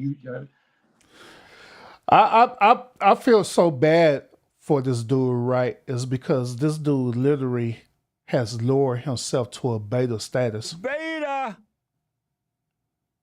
But it's, to be honest, in a way, it's really not his fault. But because Cheryl, she manipulated this dude to the point to being on this low beta status where it almost appears that he's doing the same as that thing where he started to just agree with whatever it is that she's talking about. I'm just saying. That's how the way it is. Because the first where he started off slanging bullets, but after that, after when she checked him and everything like that, he's on a lower status now. He's on this lower energy of himself now. But that's what makes this so draining, is because she fights for total dominance and total control over her panel, which at the end of the day is her show, it's her panel. She's allowed to do that. But at the same time, she have to be realistic. If she want to have these type of shows where she want to have these conversations, right, she have to be fair. It can't be just about her and her alone, because if that be the case, if she wanted to be just about her, then she might as well don't even do a panel show at all. She might as well just do a regular show with her talking on the camera like she normally do. Because it's going to be unrealistic, it's going to be draining, and nothing is not going to be resolved about the said topic. Because how long we spent? We spent this whole show, her particular panel show is like an hour and 15 minutes long. No, hour and 20 minutes long. Spent the whole hour and 20 minutes long, right, of her trying to control the whole entire narrative. And get upset when people have pushback on her.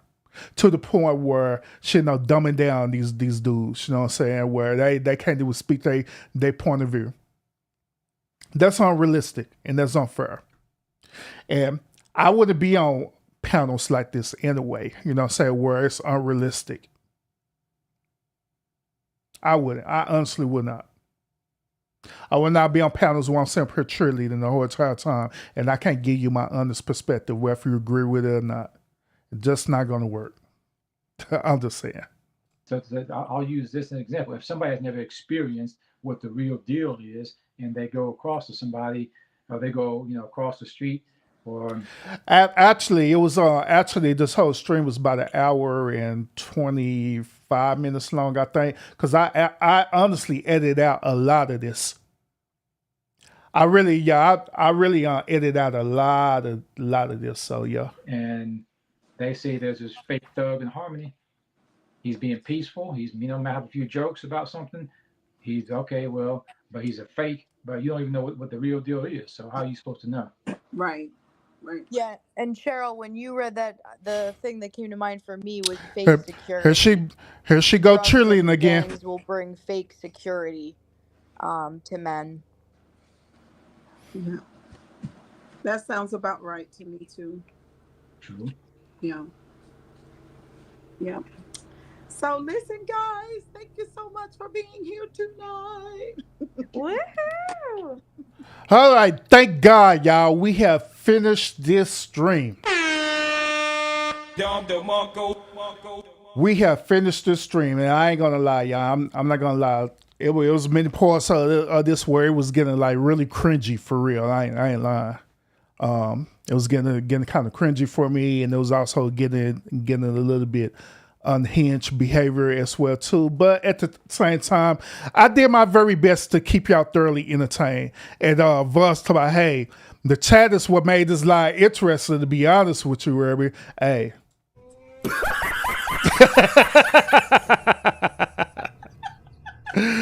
Oh Lord Jesus. But yeah, it is what it is, you know what I'm saying? So like I say, overall, I do have my own personal perspectives about toxic masculinity and about the manosphere and all the stuff. So that's to finally make out my closing on this. Do I agree with toxic masculinity? Absolutely, I do not agree with no toxic masculinity, none whatsoever. I do not.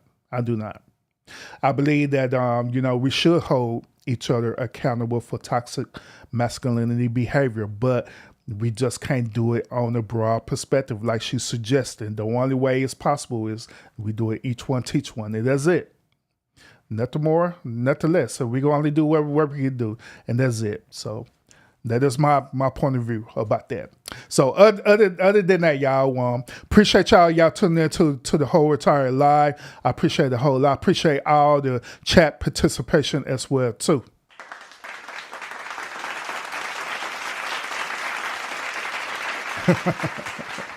Appreciate it a whole lot. Appreciate it a whole lot. Now, I did not want to call out no CherylG box. You don't be doing that. Don't be tripping. That's bullshit. Cut it out. Shut your damn mouth. All I'm doing is reviewing it.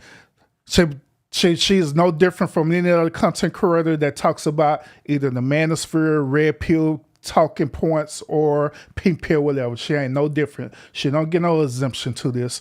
Everybody gets it.